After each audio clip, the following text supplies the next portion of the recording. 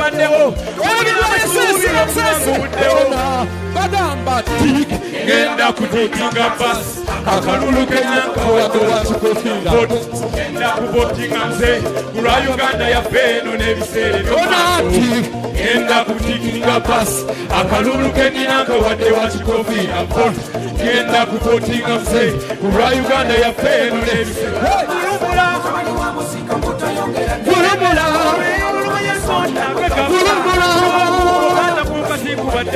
obuzira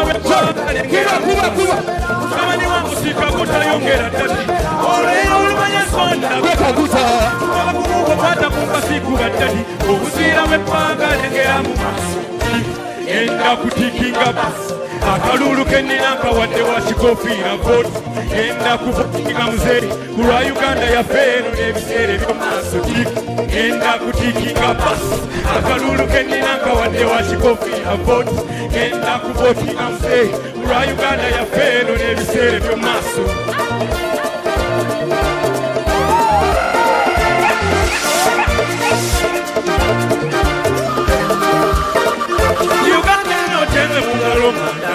tegenda kutobera namuga pola abayaye tebatutobesa netuziika eggwanga nga teri kyakula gwanga to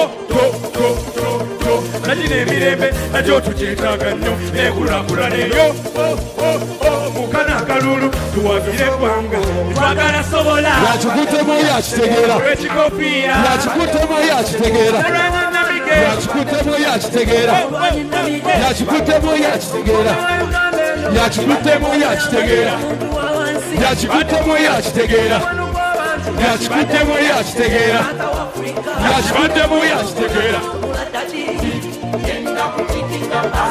akalulu kenina kawadde wa kikofiira voti ngenda kuvotinga muzeeyi kulwa Uganda yafeeno n'ebiseera ebyomaaso ngenda kutikinga basi akalulu kenina kawadde wa kikofiira voti ngenda kuvotinga muzeeyi kulwa Uganda yafeeno n'ebiseera kuba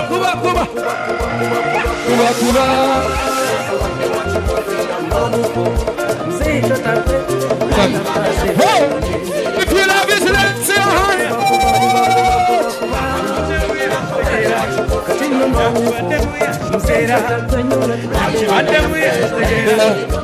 yakibaddemu yakitegeera yakibaddemu yakitegeera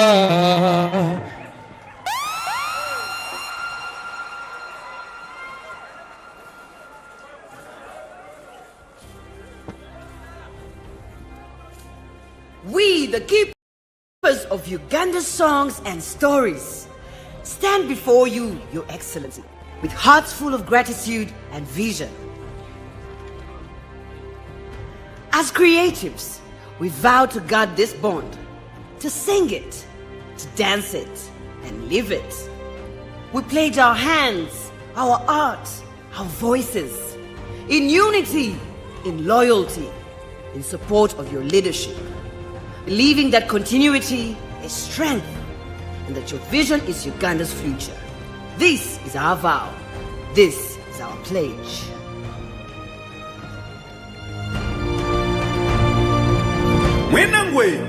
Mwenangwe rutatina jura rubande kojo bakatira mweka nugeza abana byo kurusa kutara tukiro bakaza remanzi remanzi kari mu Uganda y'umuntu bundu yaje na bagenzi be bayishaka kuba usinje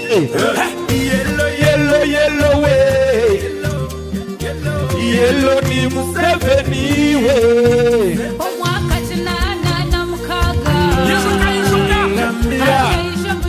manzi Urengozi wokuchende Keisha kuite mundu ye Nambia Urengozi wokuchende Muzeyi Museveni Nambia Wewe kuisha Wewe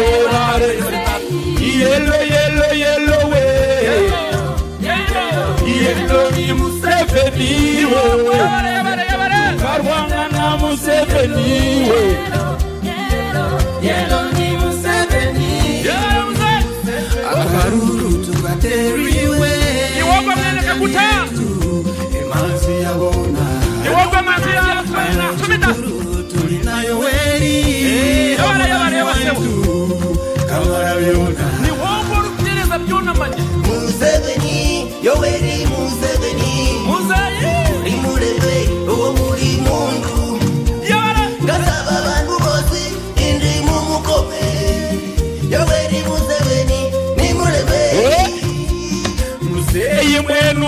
kozire Uganda yateye mureke twezimiritwe otyo itano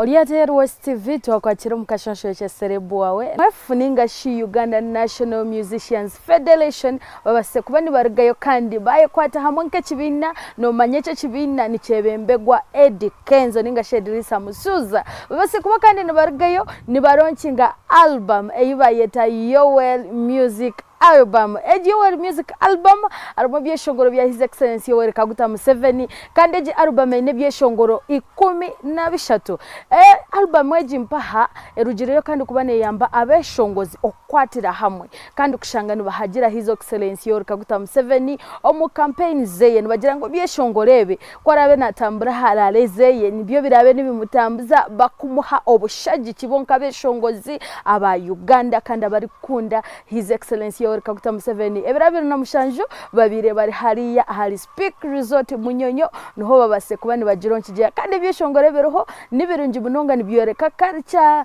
bizire bakwatira hamwe tube tune representatives kurugo mu Central kurugo mu Western kuruga bari hamwe hona omu music album wejo mpaho culture zona zirumu bisanyo the king herself abase kubadarugayo kandi weekend ji yashohoza keshongoro Kasia akubayeta karira akashongoro in a bit say warm yeah Bikola herself Shiba Karungi no manya abantu babitwa ntubagamba ho ntira kubagamba hamwe akuba Shiba na wakashoze cyeshongoro Friday sindi nawe yashoza Saturday ebyeshongoro bye n'ebyeshongoro mu binji mu nonga echa Shiba title ni bageta Wesiba Day mwana echa Shiba kwa ceremony na sim konka waza kureba ebyeshongoro bibiri aba bishiki babirubona batiremo kiba kweta work bizire bashita mahansi babasa kubani baronda ebyeshongoro ebiri kuza kwata bahagize bavo Shiba ntureba izerina twa back to back na sinda biraine korabo eyabiraine na Omega 256 nawe abena thereza kandi hati waza kureba bija bafuna new singles zabo bono ori team Shiba ori team Cindy akawaza kare abantu social media platforms zona bariyo no comparinga shiba yashohoza Cindy yashohoza iwe nkomurebi watayaruwe Sister Charity fact the man na shaino mukiga babase ko bani bari presenting aja launch ya Yoel album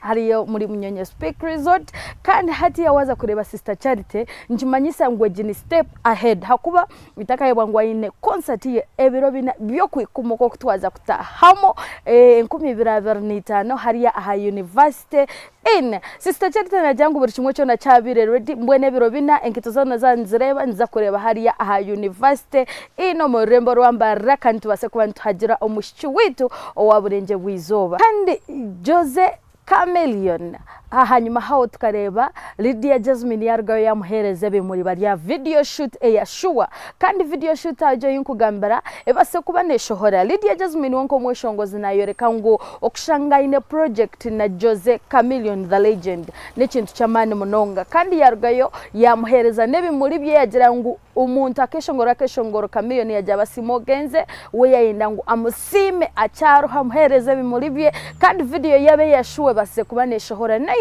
ni video nunji munonga batire muwaka wamani kandi waza kureba video jompa hunkugambera erione tambura all social media platforms na YouTube na hwere utakaye gwangu ebe byona na nebiri kusinga hono za kubishanga on program yetu ni extra eriko baho burisha 11 mpaka burisha emwezo mwazyo ninga shitushange aha mikutu yetu StarTimes ntubaturoho ali binangaga na munana Zuku noza kutushanganisha juna mshanju AZAM ntubaturoho ali bishatu atana mukaga FreeToAir na ntubaturoho no mwishiwanyisha batire akashonsho yeche ni serebu wao Otaferwa aha tayari west Echimana kubuza ruchikugurasi yes yo ebyahe nashi ate kora he maybe abantu abacinkwena ngo yetegereze ibinyasi byo ne bina maize nke kibingo nke bicori nke mugusha ibyo mbikora silage ibinyasi byo ne bina maize make nkora nyankokore nkatamane gitwaza kureba nkwa ikijubwe eriko byinami abyo mbikora he so nawe kina maize mingi no kireba so etikikora kakara kina maize wakora mukasayire je mama ino tangente nembuze makangira nguni kinurira very yorya horebe very nutritive naza kubente very nutritive otarhereze nyamishwa ikintu cyo takubasa kuri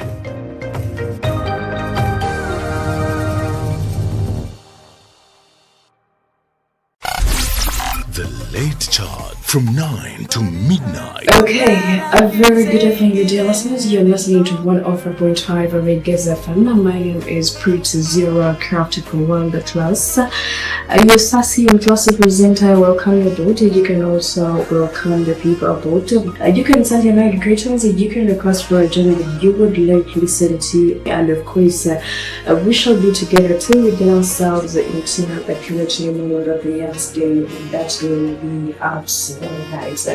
The singles, the people that have broken out, the postpones incident sound, but our parents always here for you. Monday to Thursday, 9 p.m. to midnight, and of course with good looking jobs, educative, entertaining, till we are out of here. This is 104.5 Panyachigez FM. We are your #1 favorite station. Oku programs rukuratana aha tayari west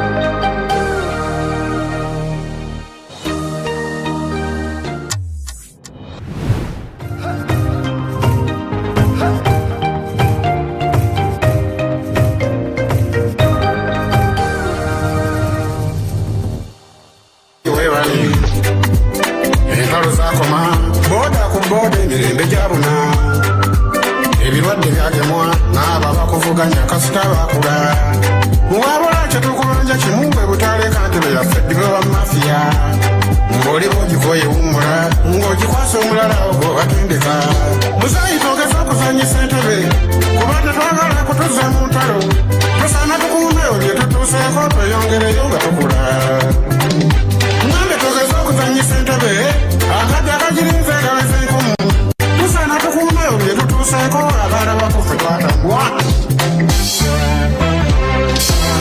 abantu ba Mukama tusaana tweyagaleko eddembe ly'okusinza mu Uganda lyaliruddawa muzeeyi weebale bannayuganda okutulowoozaako mu kigambo ky'okwekulaakulanya obwavu n'obutukwatirako katukole ekimu kumwebaza muzeeyi weebale muzeeyi weebale bintu byatukoledde ebyo birabwa kituufu byeyogerera muzeeyi weebale osaanira ofuke kakuta waffe yegwatusobola muzeeyi weebale katusabe ekimu katonda waffe akutukumye muzeeyi weebale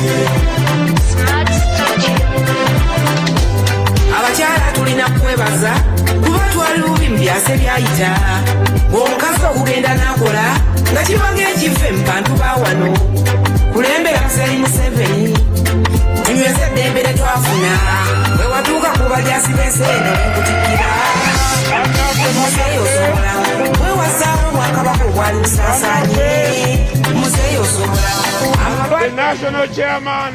Let us give him the resounding applause, the resounding welcome, as we welcome the chairman of the NRM party and our future nominee to carry the flag to becoming the next president of the Republic of Uganda.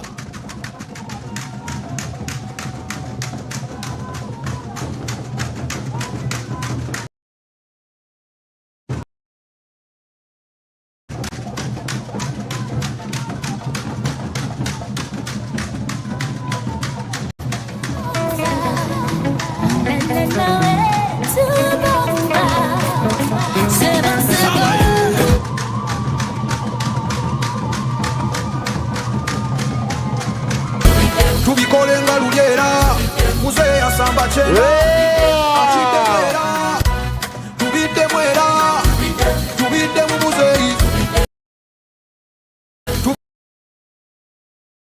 akidde mwera akidde mu muzeeyi akikwate mwera jajja samba kyenda Wensi yaffe Uganda ebyomu maaso n'ebirijja kulw'abaana baffe n'abazzukulu tukikola lwa kusiima muzeeyi kulw'ab'ennyumba zaffe kulw'emirimu gyaffe n'emmaali yaffe muzeeyi walayi yakyalina gasi kulwa katonda waffe n'eddiini zaffe olamyeko ye mwana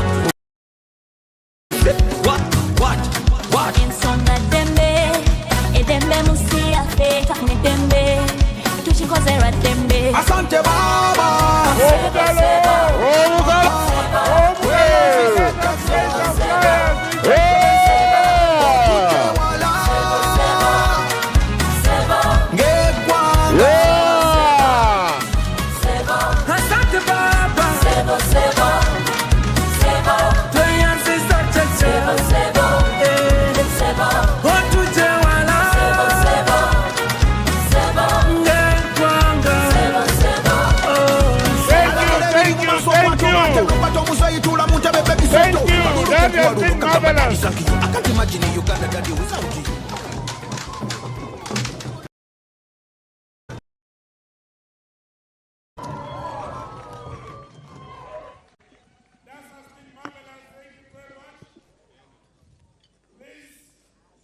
Exit from the front, and can we have the anthems?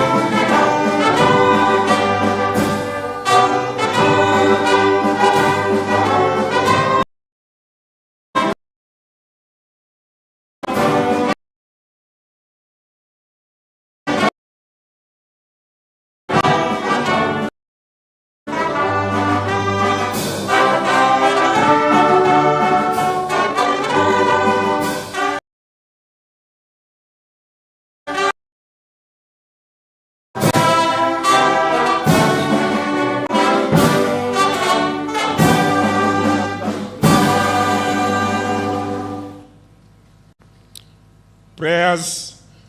We shall have the prayers. The Christian faith will be represented by Pastor Vijingo. And then the Muslim faith is going to be represented by Sheikh Abdul Kadiri Sematiko.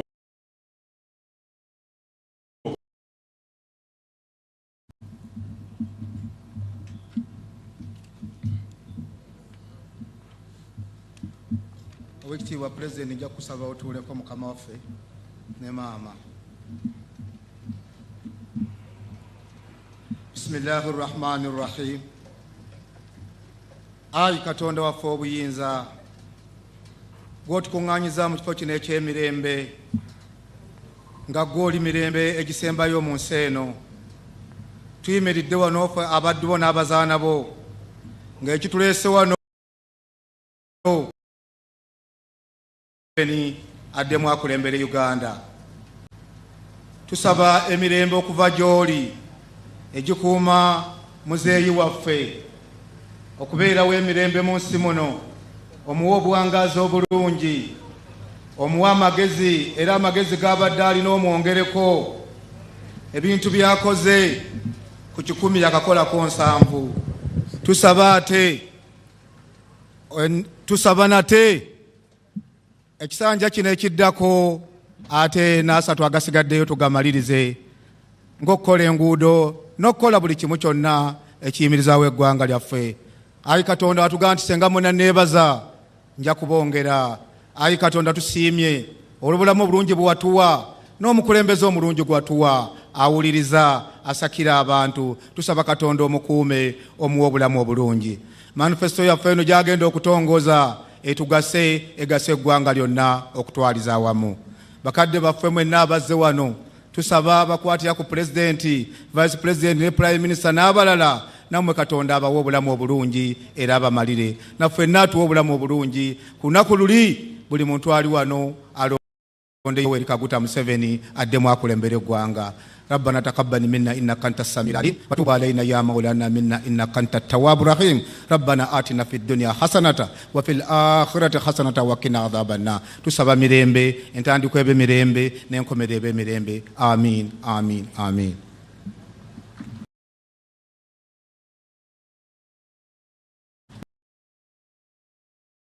We thank you for this great day. Thank you for keeping our dear parents, His Excellency Yoweri Kaguta Museveni, and our mother, the mother of the nation, Mama Janet Museveni. Thank you for the gift of life that you've given to them. Thank you for everyone that is in this place, and we thank you for the peace that is everywhere in all parts of to protect the peace that is from border to border. We have come here, Lord, for purposes of launching the manifesto. The Bible teaches in the book of Proverbs, chapter 16, verse 9, that a man's heart plans his way, but only the Lord guides their steps. Dear Lord, accept this manifesto. Guide the steps of our leader.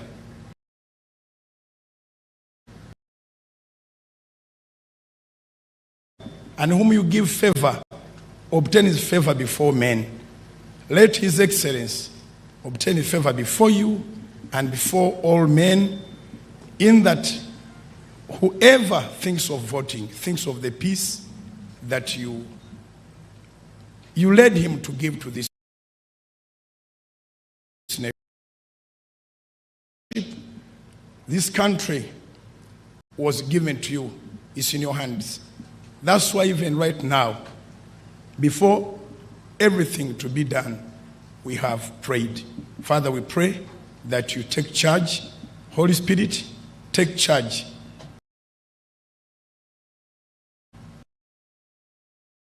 Of the lives that are in this place. We know there is us. Send the angels, Father, assign them as he traverses the whole nation to be safe. Give him good health, give him wisdom. You give wisdom You gave wisdom to Solomon, the king. You have given double it, Father, we pray.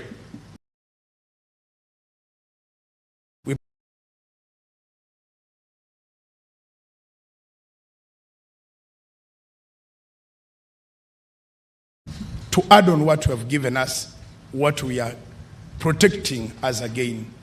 Lord, take charge of the food, take charge. Go well, and at the end of the day, we shall give you all the glory. We have prayed for that in the name of the Father, the Son, and the Holy Spirit. Amen. Another round of applause to God. Your Excellency and Mama, you are most welcome to this very auspicious occasion. And our next item on the agenda is the Secretary General giving his remarks and introducing the members and giving his remarks. Secretary General, you are most welcome.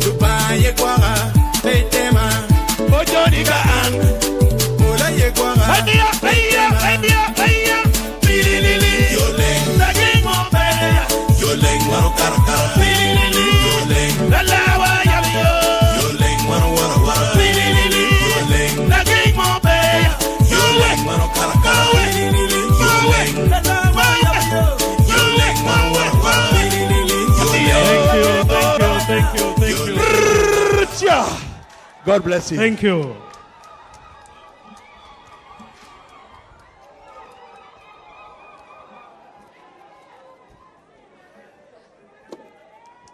For those who might not know, that song glorifies God. It praises God for opening our way and making sure there are no hindrances on our path. Thank you.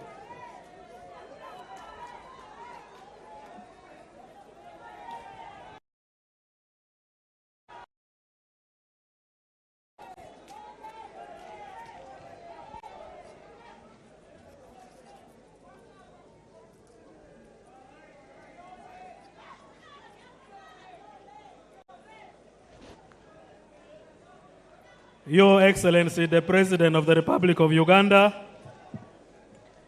and the National Chairman of the National Resistance Movement Party, Mama, the First Lady, Mama Janet Kataha Museveni, Your Excellency, the Vice President of the Republic of Uganda, the first National Vice Chair, Haji Moses Chigongo,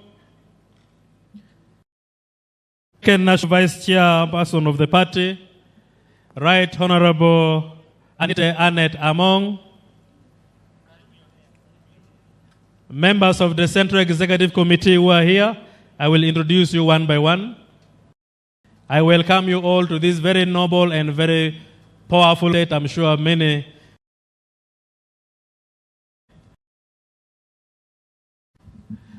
we have with us the national chairman of the party and our presidential candidate, who is none other than His Excellency Yoweri Kaguta Museveni, the chairman of the Central Executive Committee. We have the first national vice chairman of the party, Alhaji Moses Chigongo. Thank you so much, Muzee.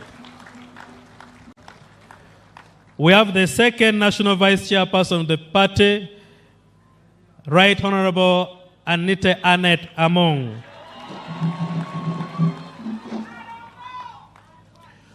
We have Her Excellency, the Vice President of the Republic of Uganda, who is a member of the Central Executive Committee of the party, Mama Jessica Alupo. Thank you so much.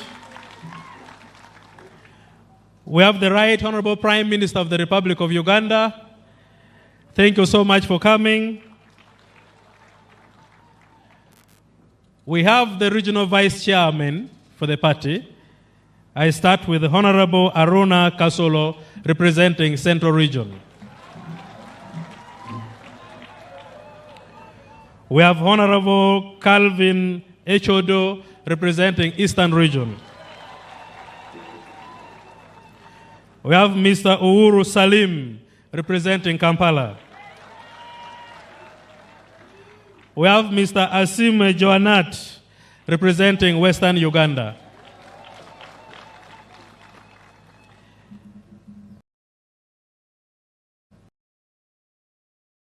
Representing Northern Uganda, he will be joining us a little shortly. Mr. President, allow me to introduce the SEC members representing the leagues. Oh, Karamoja, I wanted to know whether you are alert. Comrade Dr. Loki John Baptist. Karamoja oye! Mata. Thank you. May I introduce the members representing the leagues? We have Comrade Tanga Cleans representing the youth.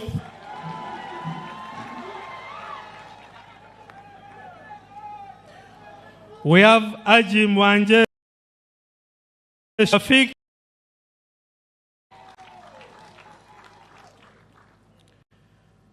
We have Aji Basaja Balaba representing the entrepreneurs. We have retired Lieutenant Moses Mushabe representing veterans.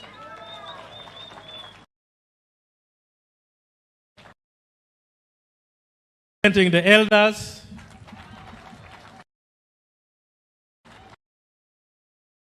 League. The executives, because the chair of the Women's League is absent. The Women's League executive is here represented by Mama Enid Mesije and all the executives of the league. Please, may you rise up for recognition. We have Anne Rumumba Todung, that one is, you know, and the rest.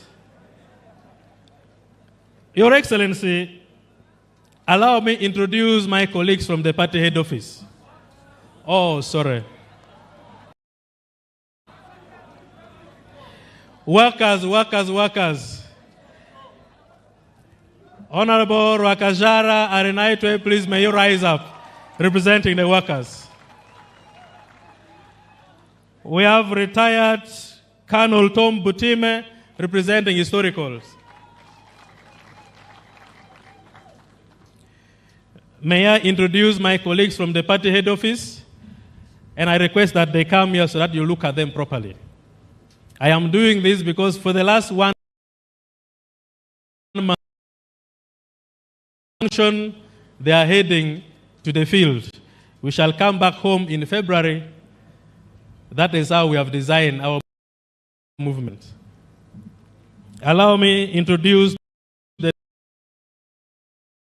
Namayanja Rose Nsereko, who is already in the field waiting for us tomorrow. Ambassador Barbara Nekesa, the National Treasurer of the party. We have Honorable Jacqueline Chatuaire, the Deputy National Treasurer for the party. I have Ajat Medina Naham Ojale, the Director of Finance and Administration. I have Honorable Dosmeri Seninde, the Director of Mobilization. I have Honorable Emmanuel Dombolomala, the Director of Media and Public Relations.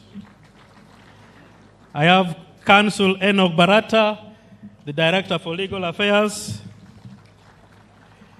I have Major Retired Okui Raboni, who is not here with us. He must already have gone to the field. And Comrade Major Awich Pola, representing the diaspora.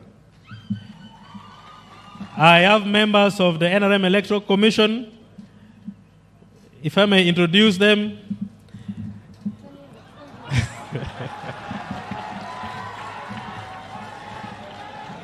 Dr. Tanga Odoi, Chairman, NRM Electoral Commission. I have Honorable Fred Jachanomaj, the Vice Chair, NRM Electoral Commission. I have Honorable Jane Alesemera, Commissioner with the Electoral Commission. I have Honorable James Twail, a Commissioner with the Electoral Commission. I have Honorable Auma Modesta, a member of the Commission. And I have Ajat Draware Zaitun, a member of the Commission. Plus all our staffs from the party head office, thank you so much. Please, may you have your seats. Your Excellency, today we are launching our manifesto. But behind this manifesto, there was a team of young, energetic, brilliant men and women who sat day and night to help us come with this manifesto. And this team was under my chair, deputized by Comrade Moses. I would request that you come in front so that the members get to see you. As we are doing our work, we co-opted in a way of consultation a few technocrats because we wanted to align our manifesto with the National Development Plans and the Vision 2040. And so we were working with the PSST closely for guidance and aligning our manifesto with the development agenda of government. I think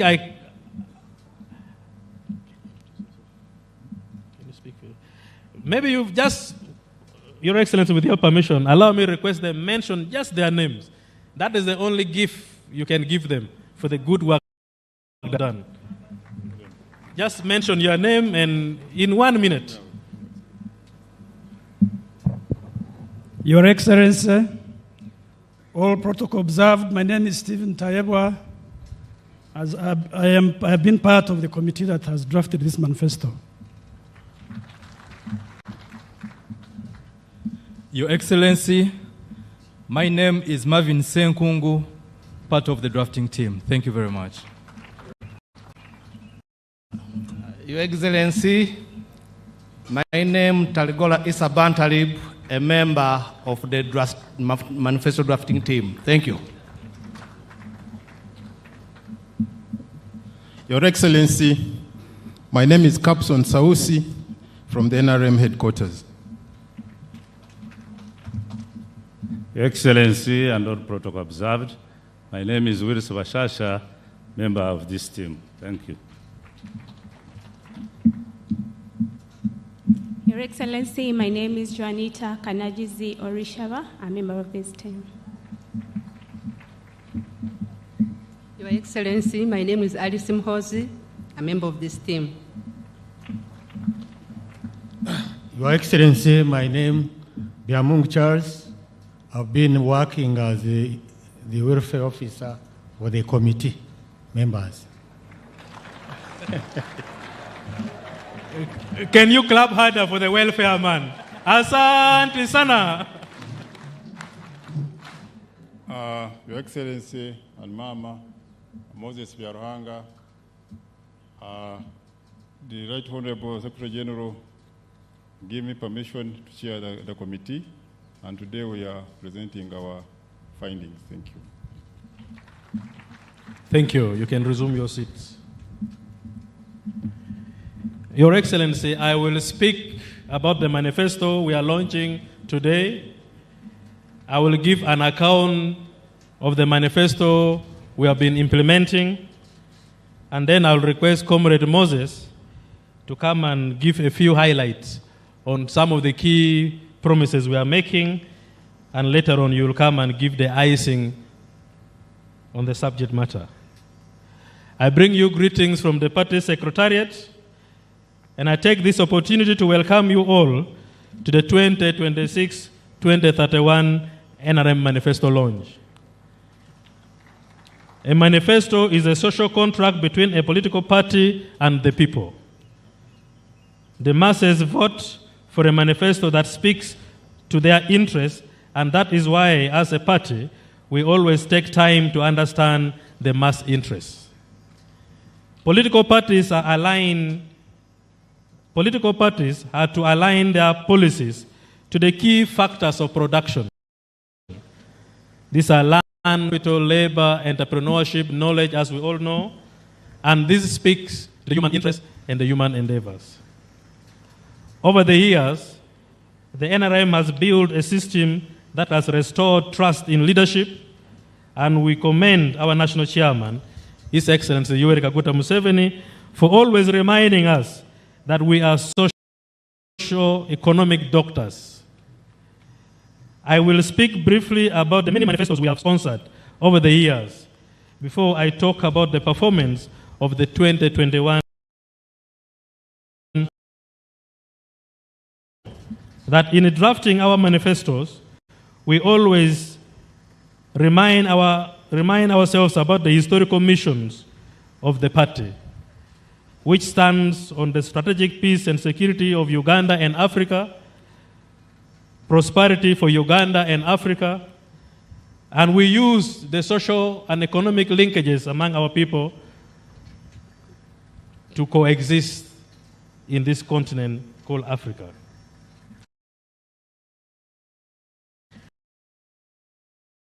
And character of our revolution. And through doctrine to the four key pillars, which are patriotism, Pan-Africanism, socio-economic transformation, and democracy. Members, I would request that allow me reflect your memories on the various manifestos we have sponsored over the years. Our manifestos are social contracts between us and the masses. Our relationship is based on how we implement our manifestos. For the last period, we have sponsored the following manifestos with the following themes. In 1986, our manifesto or our philosophies were based on the 10-point programs. That was from 1986 up to 1996. These were on democracy, security, consolidation of national unity, and elimination of all forms of sectarianism, defining and consolidating national independence, independent, integrated, and self-sustained national economy, restoration and improvement of social services, and rehabilitation of war ravaged areas, elimination of corruption and misuse of power that have resulted in the dislocation of sections of the population and improvement of others. In 1996, we had a manifesto with the theme, tackling the task ahead. By that time, we had a lot of tasks, and our priority was to tackle those tasks one by one. It pushed us to the period of 2021-2026, where we had a manifesto with the theme, consolidating the achievements. If you may recall, the multi-party political dispensation came to effect after the amendment of the Constitution in 2006. We became a political party in 2006 after the movement system. In 2006, we had a manifesto with the theme, prosperity for all, because we were thinking that Uganda is beautiful, prosperous, and it should be for everybody. From 2011 to 2016, our manifesto was on peace, unity, and transformation for prosperity. In 2016-2021, we had a manifesto on steady progress, and 2021-2026, the manifesto that we are whining was speaking about securing your future. Today's manifesto that we are launching, the theme is protecting the gains as we make qualitative leap into higher middle income status. You will see how intentional and systematically NRM has been, that we kept building one after another. And that is why today we speak about the gains and consolidating these gains. If I may briefly speak about the performance of 2021-2026 manifesto, Your Excellency and members, the NRM has just concluded implementing the 2021-2026 manifesto under the theme, Securing Your Future. It was a statement of intent towards meaningful growth and development of Uganda, eliminating the obstacles of poor infrastructure, high cost of capital, high cost of energy, reducing the cost of doing business, ensuring political stability, tackling backwardness, and fighting against corruption, leading to competitive economy. The NRM believes in transparency and accountability as the hallmark of good leadership.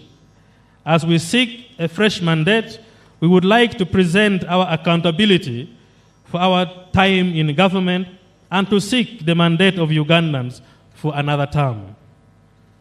In this Kisanja that we are concluding, we have been able to do the following in brief. The details are in the books that you've got, but allow me to highlight these few areas. You will get. It has first to be launched before you get. That is how it is supposed to be. The size of the economy doubled in spite of the global shocks such as COVID-19 and disruption in external markets. By the end of the financial year 2025-2026, the size of the economy is projected to expand to shillings 254.2 trillion, which is $66.1 billion, from the $61 billion which was in 2024-2025. We congratulate the government of Uganda for implementing our manifesto well. Right, Honorable Prime Minister, we are very grateful for the work you have done. Ugandans are wealthier because poverty has declined from 21.4% in 2016 to 16.1% by 2025. While the proportion of households engaged in subsistence economy fell from 68.9% in 2010 to 33.1% by 2023-2024. The cost of living has as well been managed as prices of basic utilities like sugar, fuel, soap, and salt have either remained unchanged or reduced. NRM has a track record of prudent management of price stability, which has made Uganda one of the least costly and price predictable countries. Jobs are back after recovery from COVID effect, our job market was remarkably hit by COVID-19. However, we are happy to report that due to the prudent economic measures, new jobs are being created. Our jobs have increased from 258,286 in the financial year 2020-2021 to 345,039 jobs. The shilling has been the most stable currency in Africa. During the financial year 2024 to 2025, our shilling gained value as many other currencies lost theirs. Factories have increased.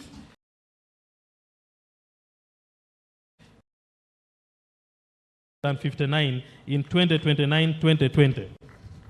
This industrial growth is driven by investments in industrial parks. We thank His Excellency for preaching about industrial parks.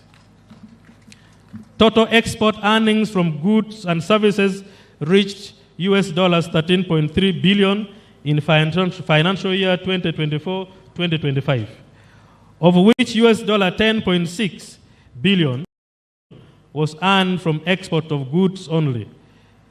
Key exports include gold, coffee, manufacturing products, cocoa beans, milk products, basic metals, sugar, fish and fish products, ceramic tiles, wood and plywood, and so on and so forth. You'll get the details in the document. Electricity generation capacity rose from 2,051 megawatts in 2024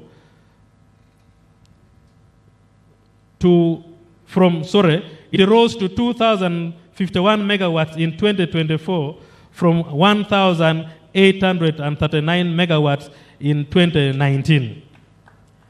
With completion of Karuma, Isima, and other electricity generating facilities, with this, we have increased our capacity to power our industrialization and connected more Ugandans to the national grid. The tourism sector made a strong rebound. The number of tourists arriving recovered to 1.37 million in 2024 from 473,885 from 2020. Tourism earnings have grown by 13.1% to US $1.352 billion in the last 12 months. In the past 10 years, we have invested over 11 trillion in key wealth initiatives like PDM, Emioga, and others. These initiatives have contributed to poverty reduction from 56.4% in 1992 to 16% by 2024. We have cut down the numbers of households in subsistence economy by more than a half, from 68% in 2014 to 33% in 2024. Ugandans are living longer, happier than before. Life expectancy at birth has improved to 68 years from 45 years in 1986. Mothers are no longer dying from childbirth-related complications like they used to do. The overall maternal mortality rate has reduced from about 44%, 336 deaths per 1,000 live birth, to 189 per 100,000 live birth in the last 10 years. The number of children dying before their first birthday has significantly reduced. Infant mortality rate has reduced from 122 deaths per 1,000 live birth in 1986 to 28 deaths per 1,000 live birth in 2024. This is way below the average of sub-Saharan Africa, which is at 42 deaths per 1,000 live birth. We thank the Ministry of Health for these wonderful records. Malaria incidence reduced by 24% from 302 per 1,000 population to 230 per 1,000 population over the past 5 years. Through NRM, Universal Primary Education Program, Uganda children are going to school, and the national literacy rate has risen to 74% in 2024 from 43, which was in 1986. To 9.1 million learners by 2025, up from 2.5 million, which was in 1996. The national road network is in better condition. The road network that is tarmac has increased to 6,288 kilometers from 1,000 kilometers, which was in 1986. As a result of Uganda becoming wealthier, they are living in better houses. Uganda housing stock has increased from 6.53 million units in 2014 to 7.99 million units in 2024, with a proportion of from 37.6% to 25% in the same period. Ugandans can now access safe and clean water. Currently, 68% of population in the rural within the walking distance of 500 meters and 71% in urban areas within a walking distance of 200 meters have access to clean and safe water. At village level, the number of villages with safe water, with a safe, clean, and affordable water supply system increased from 38,809 villages to, in 2021, excluding Kampala Capital City Authority, to 57.313 villages out of 71,210 villages in 2025, which is about 81% water coverage. Uganda is peaceful and stable. In spite of the above achievements, there remains unfinished businesses that we intend to resolve in this next term. The notable ones are creating wealth for the remaining 33% of households still in subsistence production, because 3 in 10 families are either still stuck in subsistence farming and not benefiting from the money economy, or are engaged in non-profitable enterprises. Resolving land use rights, ownership, and fragmentation that remain a barrier to commercial farming and proper land use. Adding value to agriculture and minerals before exporting them. Currently, we are donating 80% of our value and jobs to the rest of the world by exporting raw materials. We need to develop more tourism sites to improve our economy. We need to invest in irrigation and fertilizer to stabilize agriculture and enhance productivity.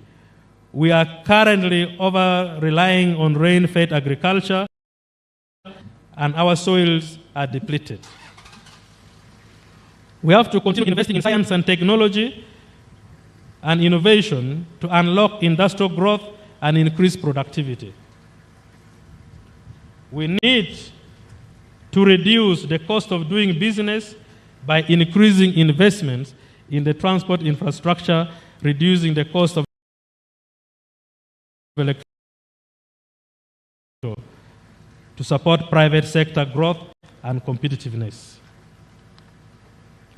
We need to continue constructing the pipelines for refining products to get the fuel tankers out of the road.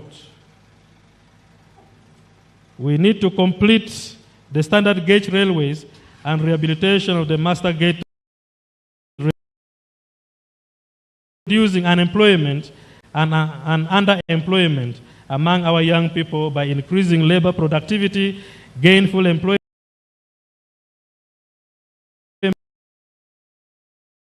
and private sector. We need to increasingly access the international and regional export markets such as the East African Community Market, COMESA, and AFCFTA, by addressing tariffs and non-tariff barriers. We need to increase domestic revenue mobilization to fund national priorities. Our revenue to GDP ratio has stagnated between 13 to 14%. Investing in our cities, including Greater Kampala metropolitan area, with modern infrastructure, affordable housing, and other facilities, should be one of our priorities in the next decennium. We need to continue investing in more industrial parks and export zones to increase industrialization, create jobs, substitute imports, and increase exports. Sports, talents, development, and wealth creation, and youth employment. Comrades, we need to keep expanding affirmative action programs to attain social equity and ensure no Ugandan is left behind. We need to keep enhancing quality of health care and education. On education, the issue of charging parents' fees in UP and USE schools that are already funded by government should stop. In health, the issue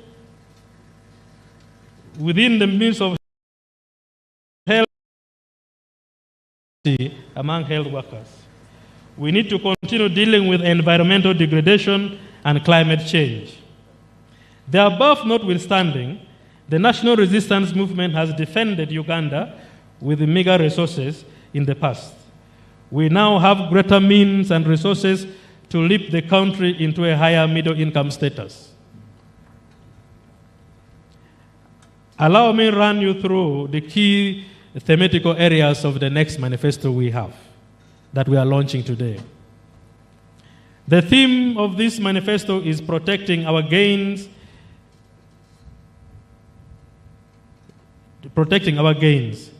It resonates with the NRM historical mission of guaranteeing Ugandans prosperity and security. This manifesto is structured along 5 core themes where our efforts will be centered. These are: we are promoting growing the economy and creating wealth. We are pledging more infrastructural development. We are talking more about investing in human capital. We are speaking more about democracy, good governance, and security. We are pledging more commitment towards regional integration and political federations. On growing the economy, in line with our principles of socioeconomic transformation, this theme addresses the following. 1, we want full monetization of the economy. 2, we are speaking about agricultural production and productivity. We are talking about water for production, adding value to raw materials. We are speaking about the oil and gas sector, and we are promoting value to tourism development and investing in science and technology and innovation. We are speaking about investing in young people. Our cumulative promises in the section is to completely eliminate spectators in the incoming generation campaigns. In the next 5 years, we will boost the wealth creation campaigns by, for example, increasing PDM funding to Greater Kampala Metropolitan to shillings 300 million per ward stroke parish, and will provide an additional grant of 500,000 shillings over the above 1 million shillings provided by PDM to households headed by persons with disabilities. We are also providing 15 million shillings to village elected leaders in a parish and a separate fund to religious leaders. In order to improve on agricultural production and productivity, we shall set up a fertilizer fund to support farmers to access fertilizers. These efforts will mobilize all Ugandans to become productive, to or a service to increase job. Under infrastructure, we promote economic growth and development, and economic growth and development cannot be achieved without a robust infrastructure. This theme provides our commitment towards 1, transport, which are roads, railway, and air. We are committed to invest more in energy for sustainable growth and affordable housing. On transport especially, we shall establish new ferry services at Busi Highland in Wakiso, Kwe,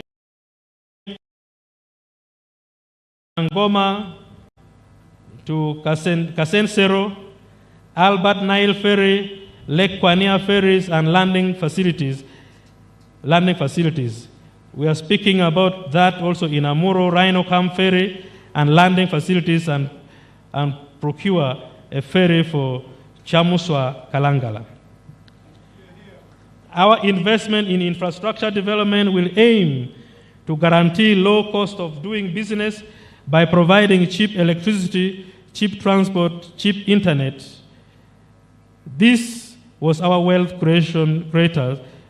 This way, our wealth creator will earn good profits to save the investment more. We want to invest more in the people, especially the young people. Our focus is on building a more skilled and science-oriented labor force.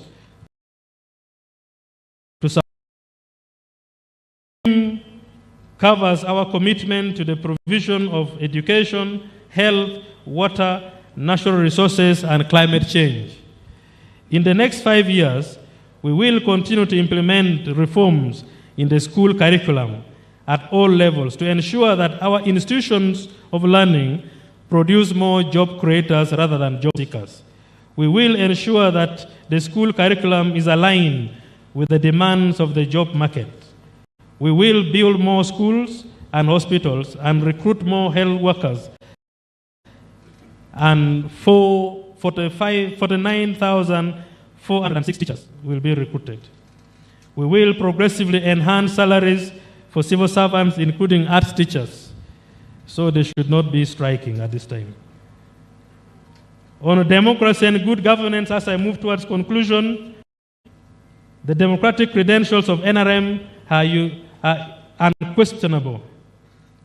Under this theme, we present commitments in the areas of deepening democracy, decentralization, fighting corruption, securing life and property, promoting justice, law and order, labor and employment, affirmative action initiatives.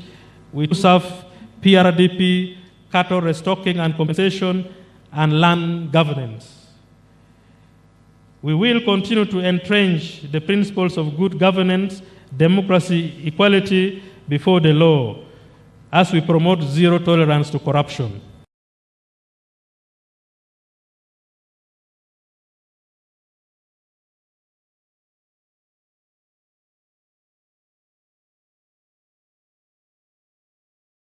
Sports, talents, development and wealth creation, and youth employment. Comrades, we need to keep expanding affirmative action programs to attain social equity and ensure no Ugandan is left behind. We need to keep enhancing quality of health care and education. On education, the issue of charging parents' fees in UP and USE schools that are already funded by government should stop. In health, the issue within the means of health, we need to fight the theft of medicine and laxity among health workers.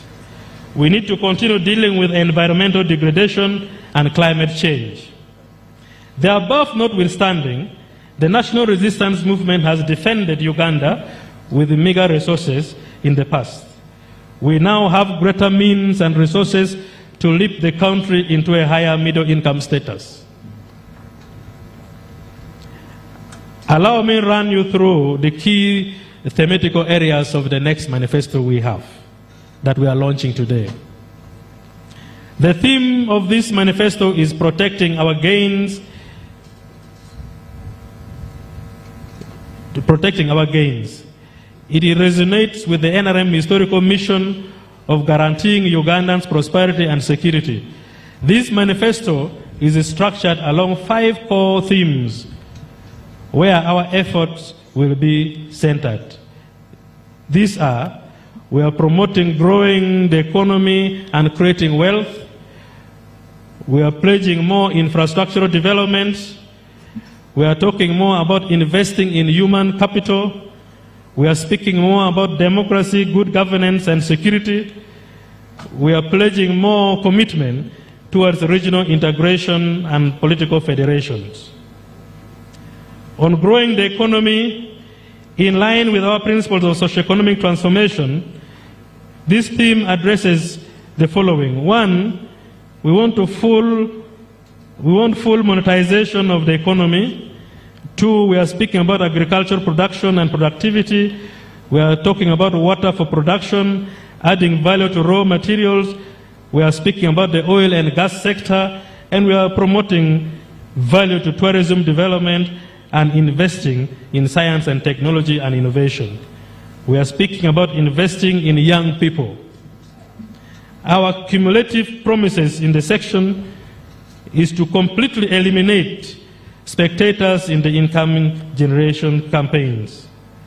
In the next 5 years, we will boost the wealth creation campaigns by, for example, increasing PDM funding to Greater Kampala Metropolitan to shillings 300 million per ward, stroke parish, and will provide an additional grant of 500,000 shillings over the above 1 million shillings provided by PDM to households headed by persons with disabilities.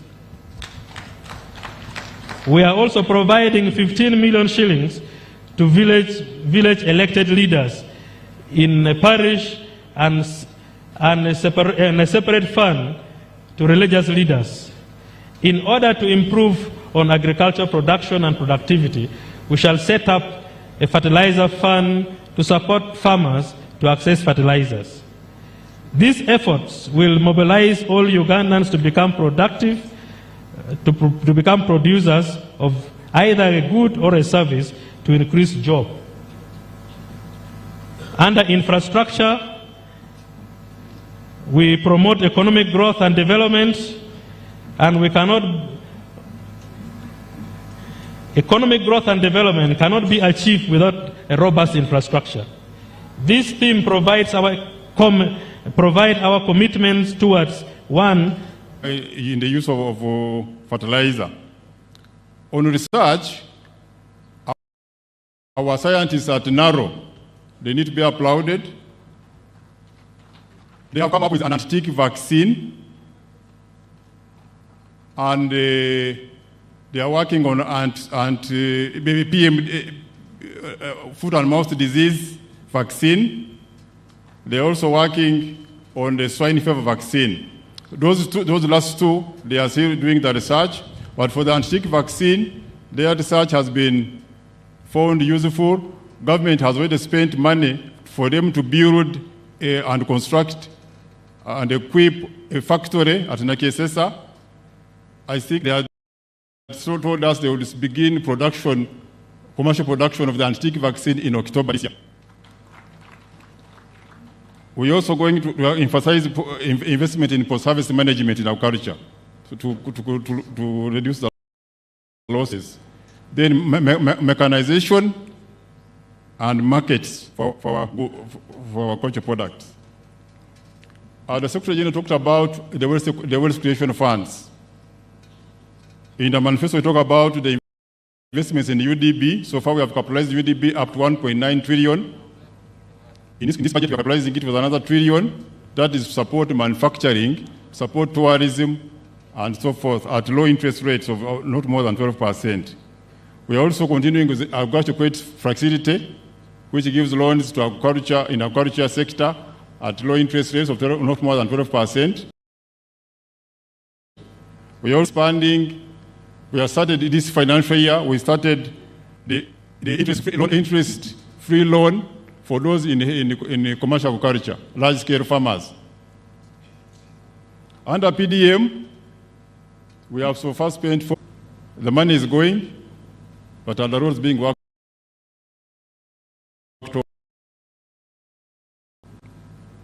on? The Secretary General talked about the railway. I will not go into it. In energy, the Secretary General talked about, but historically, when NRM came to power, we are producing only 60 megawatts of power against installed capacity of 150 megawatts at the dam in Jinja. We first increased the capacity to 180 megawatts, but as of today, we are generating 2,052 megawatts of power. And our issue here has been, the President has been over the years talking about reducing the cost of power, especially to the manufacturers. When we bought out Umeme early this year, we have so far managed now to bring the cost of power for the large manufacturers. The large manufacturers consume 28% of the power generated. These are now getting power at 5.5 cents per kilowatt hour. But our target is that all the manufacturers who consume 49% of the power generated should be able to get power at 5 cents. So in the next Kisanja, our big target here is to reduce the power to 5 cents. Already we have reached 5.5 for the large manufacturers, but we shall also come down for the others. We are going to invest in more generation, especially the nuclear power generation plant in Buyende. That is expected to produce about 8,600 megawatts of power. Under housing, when we met with the leaders of the workers, the chairperson of the Workers' League and others, they were mentioning that, oh, we are creating more workers, yes, through factories and so forth. But where are they going to stay in terms of livelihood, in terms of houses? So in our discussions, when we met with the President, we agreed that among the promises, one is to buy land by government. Government buys land, like we do industrial parks, and allocate land to developers who do develop high-story houses. Have that land with facilities like roads, like electricity, all the utilities. So the developer is just to develop the house.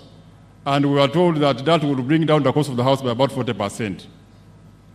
The next thing there is to reduce the mortgages, because we want these young people who have started working to be able to get houses.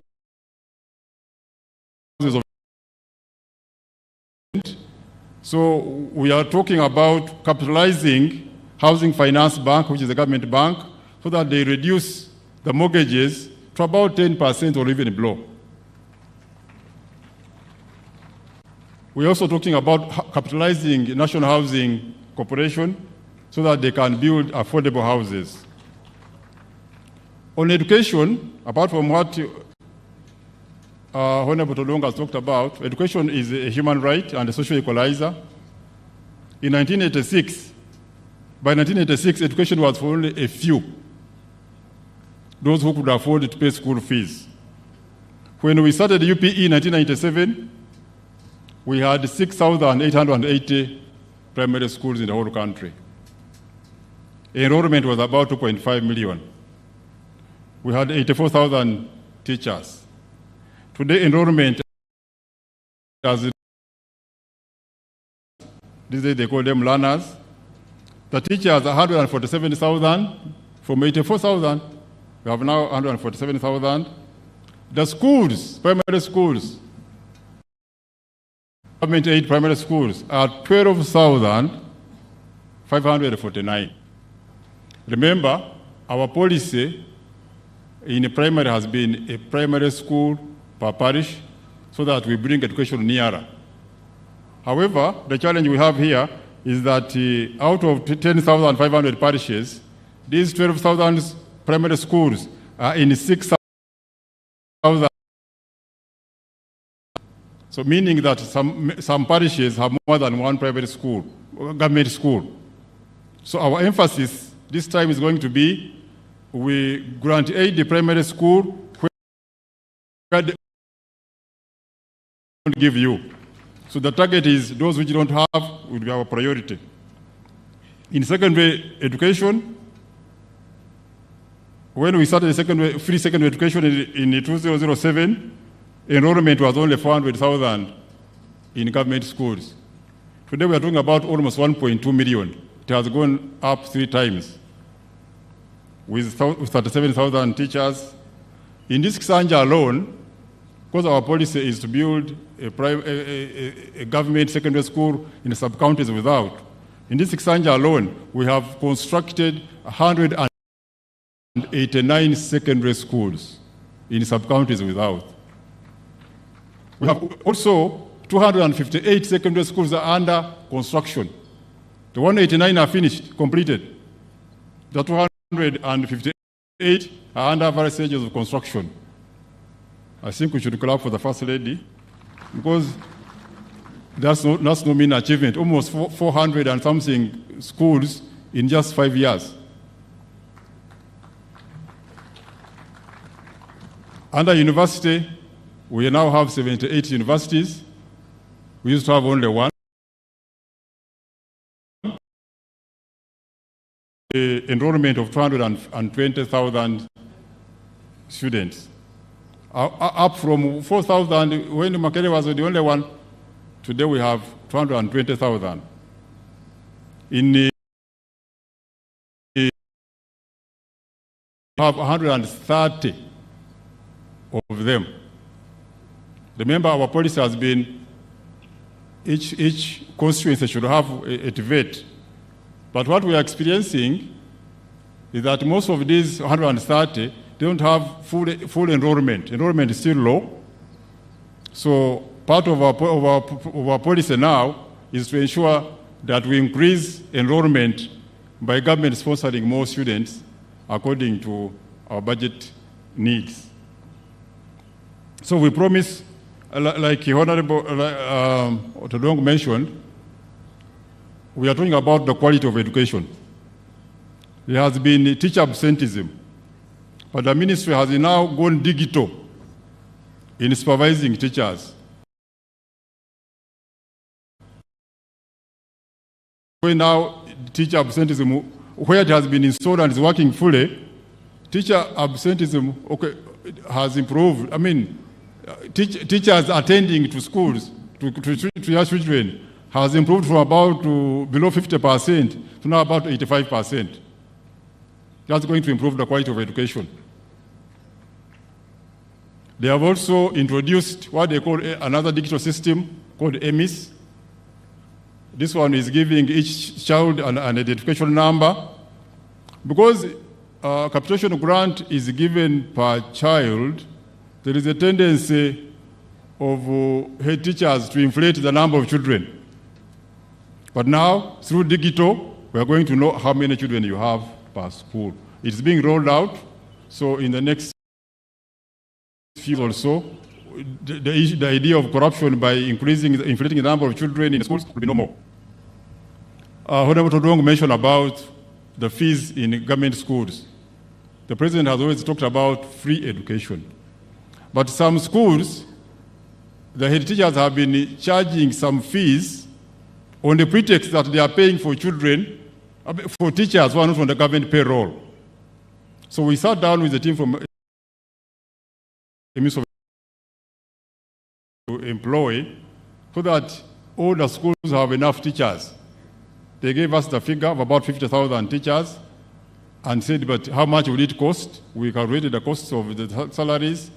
And when we discussed with the President, he said that one can be afforded in our budget framework. And so we are going to plan to ensure that all teachers have the necessary number of teachers they require, so that no school has the pretext of charging that they're going to pay teachers not on the payroll. So we shall continue. Even we are planning to rehabilitate the 121 traditional schools. Like Kabalega Secondary School, where I went, Luhaga Secondary School, Toro, all those old schools. There are 121 of them. They are going to be rehabilitated in the next Kisanja. On health, our target has always been curative and preventive. But many people talk about the curative side and don't emphasize curative. As Honorable Tolongo mentioned, today, as a result of immunization, which is at 95%, and that 5% is not because of government, it's because of parents who never take their children for immunization. Otherwise, it would have been. In 1986, immunization was only 30%. When we started these programs in 1987, we were only immunizing against six killer diseases. But we have now increased them to 14, including malaria, which is recent. Uganda today has 78, and has 78 hospitals. These include 54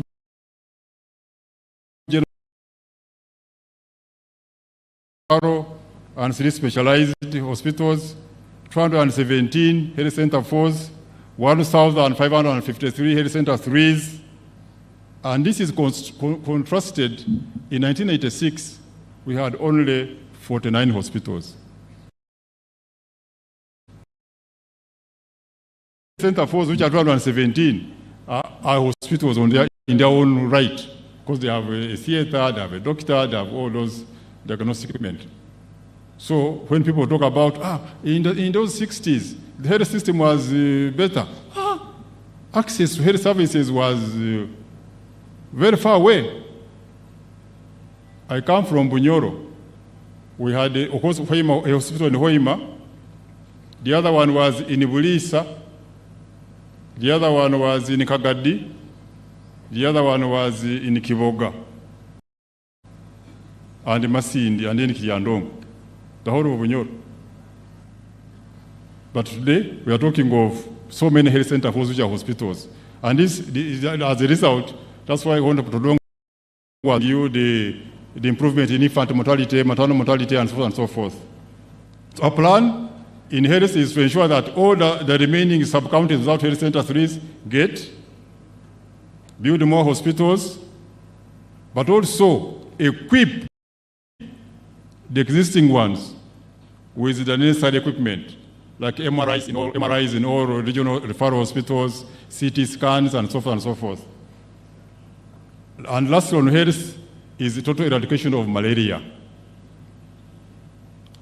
The people in health told us that 40% of the people who go to health centers in Uganda are malaria cases. And this can be eliminated. We asked them, what does it require? They gave us some formulas. It requires some little more money, but now that we are not holding, in a year we're not holding elections, we managed to raise about 800 billion plus for the census. We have now managed to raise money over $1 trillion for this exercise elections. Now, they talked about 800 or so billion required if you are to eradicate malaria totally. So in between, we can plan and ensure that in the years when we don't have, because it will be a one-off, we can find a plan, we shall have a plan to ensure that the total eradication of services.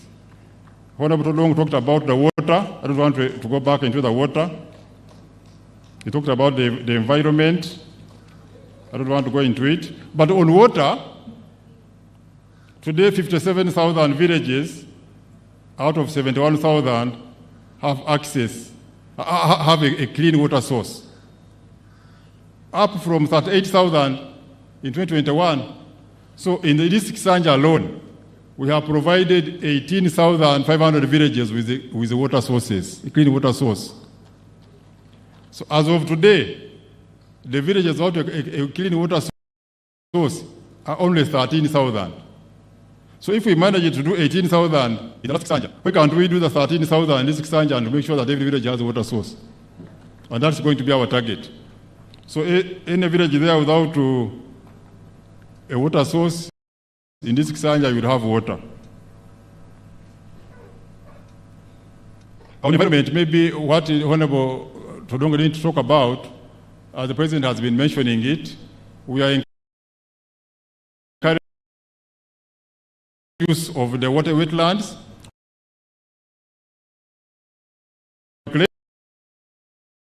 Kilometers of wetlands have been restored. We have cancelled about 300 titles which were given out in wetlands, and another 300 are in process of being cancelled for people who got titles in wetlands. But also we are encouraging fish farming in the periphery of the wetlands against rice farming. First of all, the fish farming is ecosystem friendly, it's friendly to the environment, but they also get more money. The President has been talking about the remote experience in Kibuku district, in Bukedi. So we want to encourage that in all the other areas.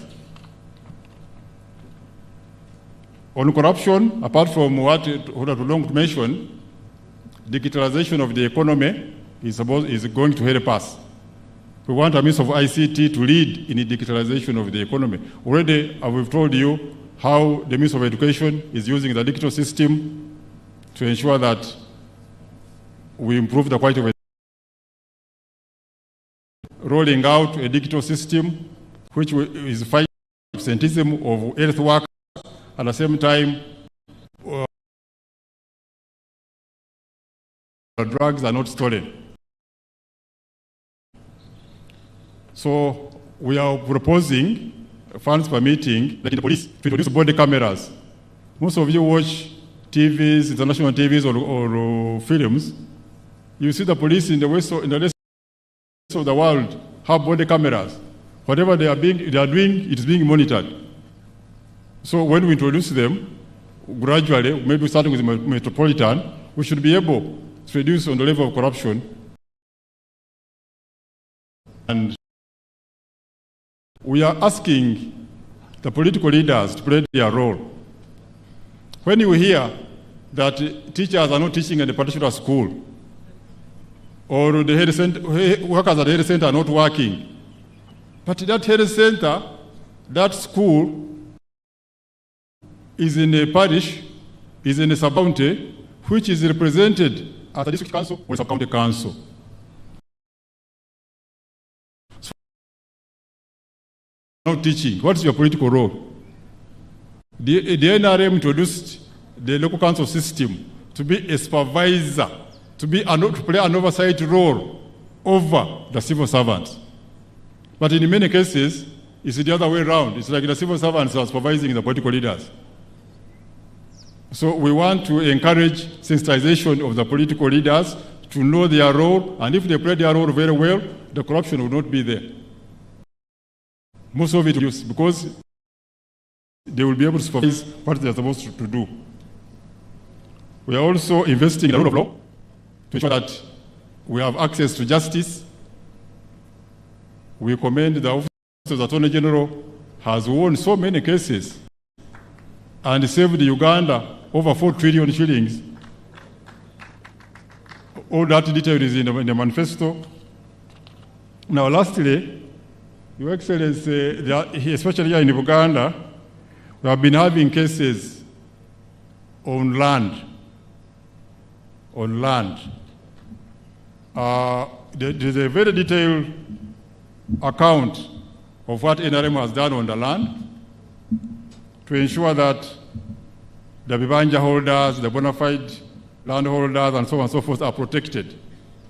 I'll not go through it now, but it is very here. Starting on page 170, we have really talked about land elaborately, and the legal occupants of land are doing a mistake. It's now work of the police to ensure that we protect our people. There are ways here which we enumerate where we are supposed to start giving them certificates so that they are all protected. Your Excellency, I beg to stop here. And I want to thank you for the role you entrusted us and the Secretary General and the entire team. Thank you very much. Thank you. Can we give a bigger round of applause to the manifesto team? In just 1 or 2 minutes, I request that you allow me invite the second national vice chairperson of the party to come and say a few words, since this is a party platform. And in the same spirit, you will invite the first national vice chair to give his remarks and invite the national chairperson to speak and launch the manifesto. Thank you.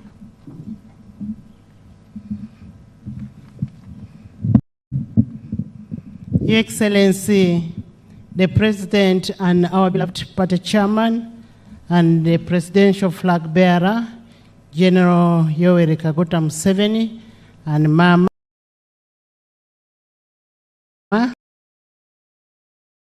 Alupo Epel, the Right Honorable Prime Minister and Leader of Government Business, Honorable Nabanja Robina, all the ministers who are present, the first Vice Chairperson, Alhaji Moses Chigongo, all the members of Parliament who are present, all the members of the Central Executive Committee of the NRM, the Secretary General and the directors of NRM, all the NRM district chairpersons and executives, ladies and gentlemen, I am profoundly honored to address you at the launch of our Kisanja Manifesto 2026-2031. As you are aware, the NRM government has historically steered a remarkable growth and development of this beautiful country through our people-centered growth and transformation intervention. Our gathering here today is a reaffirmation of our relentless commitment to all the Ugandans that works for each and every one of our countrymen and women. The manifesto is not merely a document, but a promissory note of what NRM government will offer to this nation. It is a product of evidence-based research and analysis. This Kisanja Manifesto is therefore a compact for Ugandans. This compact is not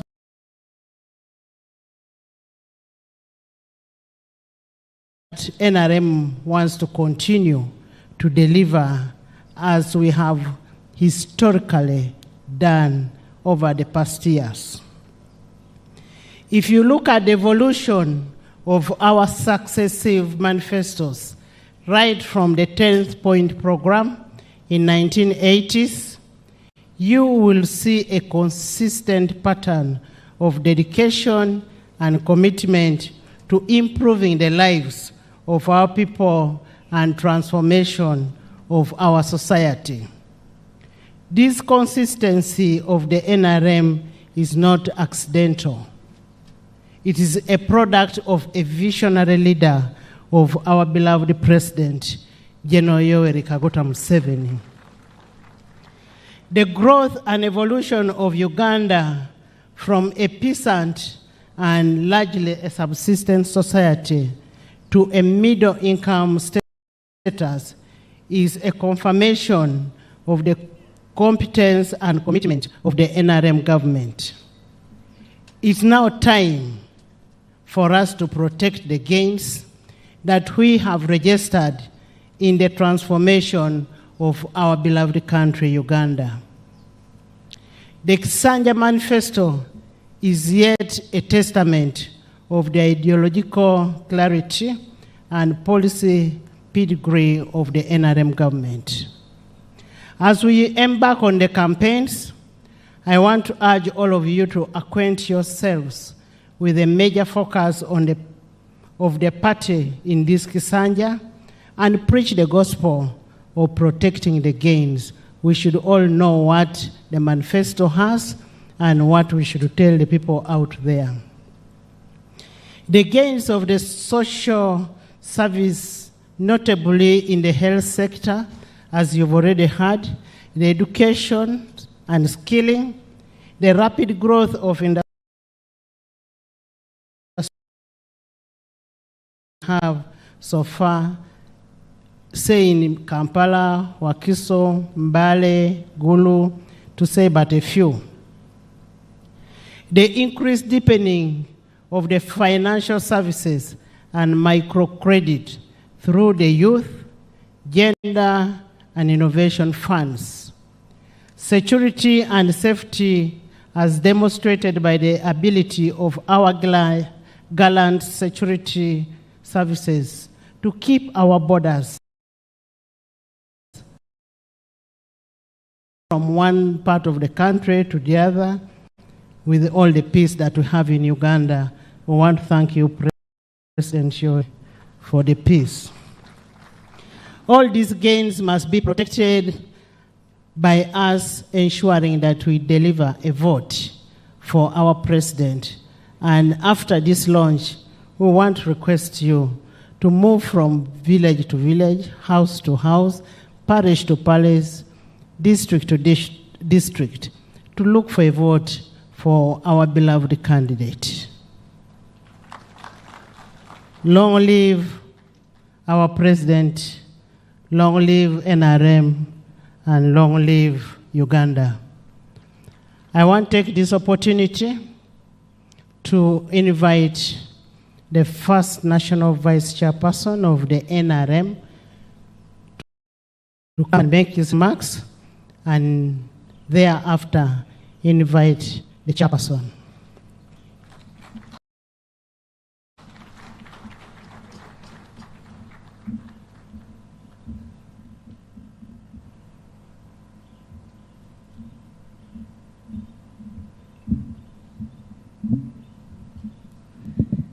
Your Excellency, the President of Uganda, First Lady Mama Janet Museveni, the Vice President, Honorable Nabanja, the Prime Minister,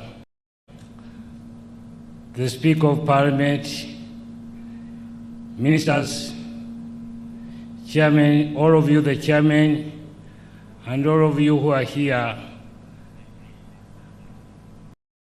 allow me, first of all, to congratulate the President upon his nomination as our presidential candidate. Your Excellency, the members, especially the Chairman, who worked very hard to mobilize the signatures of the President.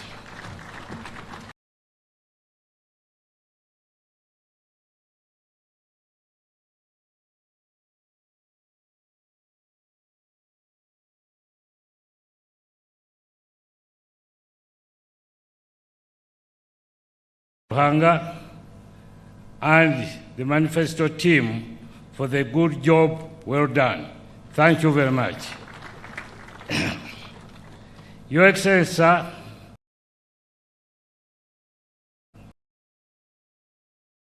to the drawing table to come out with a new manifesto which is going to take us for another 5 years. We are ready. The country is ready, and I can assure you, Your Excellency, that we are going to win.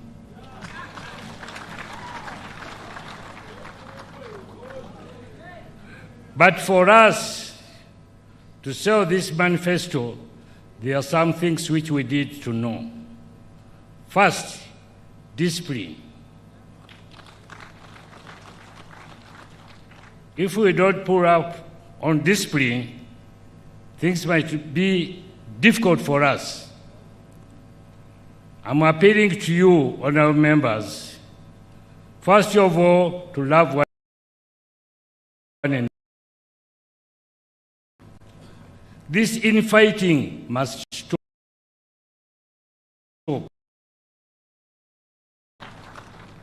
It must stop and stop now.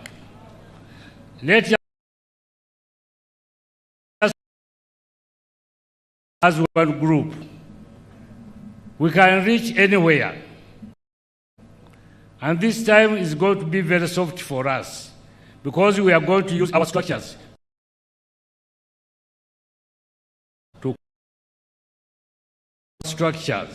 and you must use our structures.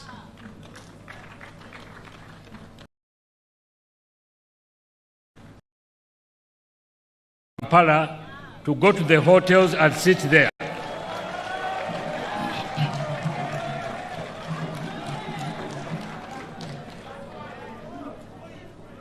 We are very firm on the ground, and you must use all the powers we have on the ground using our structures. If we do that, there will be no problem whatsoever.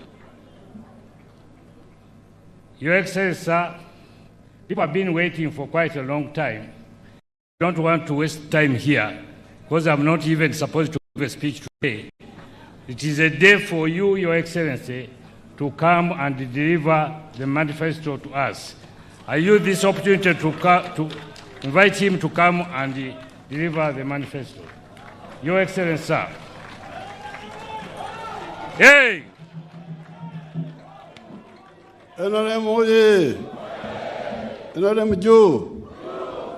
Okay, Beping Muture wansi Kachini. Her Excellency the Vice President, the Right Honorable Speaker of Parliament, the First Vice Chairman of the NRM, the former leaders, all the Vice Chairpersons of the NRM, the Secretary General of the NRM, members of SEC, and all the people who are here for this launch.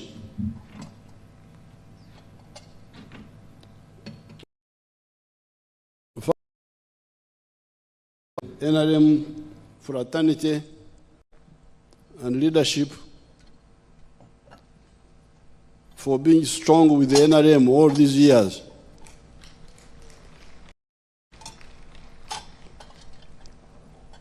And secondly, I want to thank you for supporting my candidature.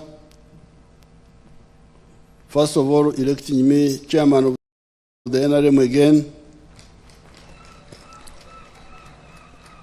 for another 5 years, 2025 to 2031. And then also electing me as flag bearer for presidential contest for the President of Uganda for the period 2026-2031. Thank you so much for the support. My nominators, Dr. Gunda and the Mukuru from Arua, who nominated me. Now here, with the manifesto, we are not just talking about this manifesto. We are talking about the work of the NRM for Uganda and with Uganda for the last 60 years. However, for today, I will use an ABCDE approach to share with you how we should understand the issues and present them to the people. Because sometimes people talk about too many things and people get confused. What is not covered in the ABCDE here, which I'm going to summarize, is the liberation part, where the NRM was involved in the liberation process between 1965 and 1986. That one I will not go into. But our theme today of protecting the gains and ensuring a qualitative status is our logical next step now, given what we have already gone through. Everything we are saying is linked. It is not one thing, they are all linked. And they are all in this manifesto.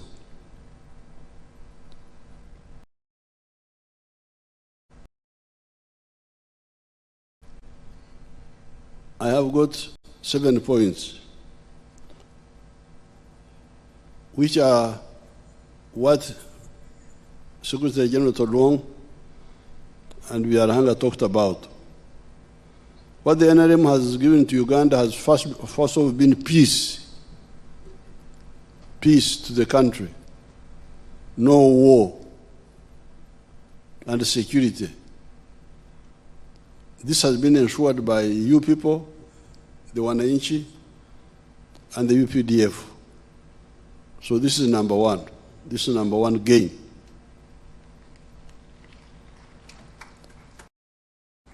Peace and security. Peace is assured. Our army is very strong. Nobody can bring war here. If you bring war here, we destroy you. Where we need to do some work is on security, because security involves crime. And that crime, sometimes it disturbs people. Even the PDM, people get money for PDM, they buy pigs, they buy goats, chicken, they are stolen. And you find the policemen are colluding with they arrest people, release them, even the judiciary. You, the leader, should not accept this in your areas. Don't accept any policeman who is not very strict with the thieves. Any thief who steals the properties of the villagers must go to jail and stay there and pay for what he stole before he comes out. Be very strict. Don't play around. So that is number one. Peace and security. The number two, development. Meaning development of social infrastructure, like schools and health centers, the details which they put there, and also economic infrastructure. They are all there in the manifesto. The roads, the railway, the airways, they are all covered.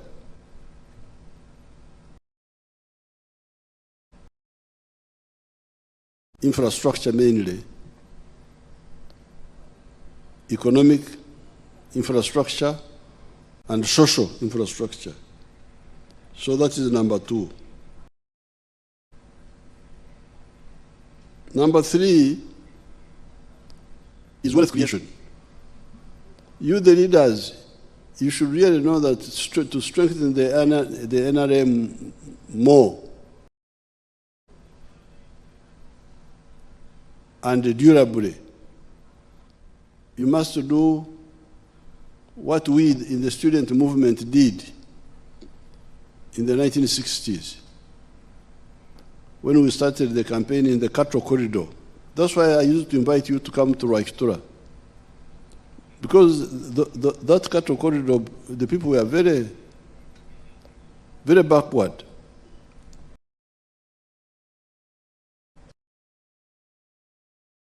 Poor houses and so on. They had cows, but they had no value. But when we analyzed and we saw what the problem was, I have written about all this, how we fought their nomadism, and then when they settled down, we guided them on the enterprise of dairy. The cattle corridor now is quite prosperous, in spite of the infrastructure not being so good. If you go to Ngoma, the infrastructure is not so good, but people have money there, cars and so on. They can show you that money in Ngoma, Matongo. Show them briefly, if you have it.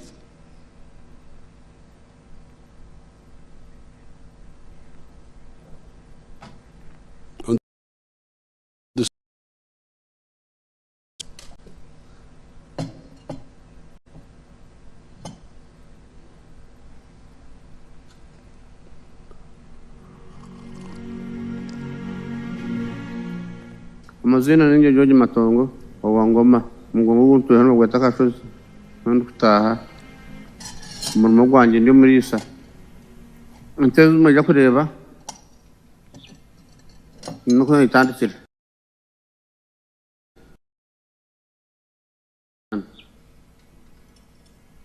Merisa zakanya nagura amataka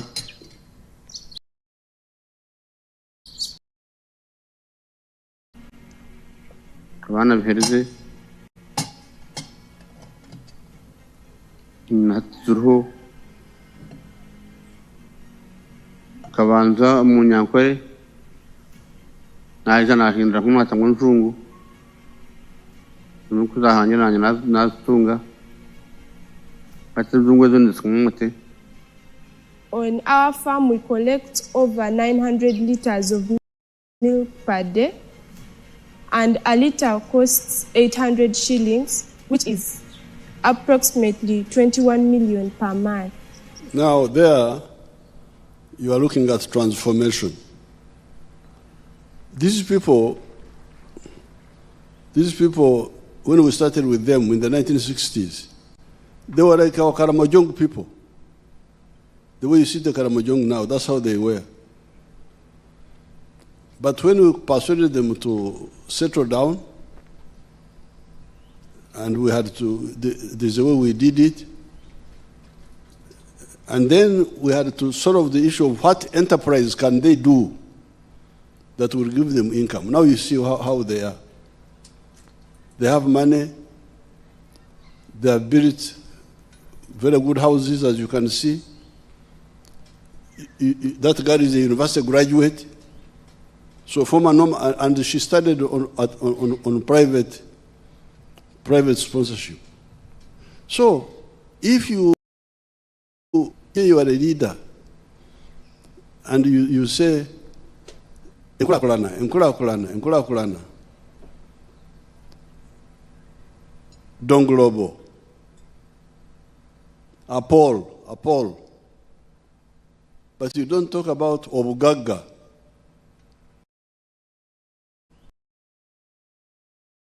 Lonyo, of the people, not just one rich man in the village. All the villagers must have income, must have money. Let's be very clear about this. This is where even the political problems come from. That if people get out of poverty, I will show you Ijara. I like Ijara so much. Show them Ijara, the one of Serere.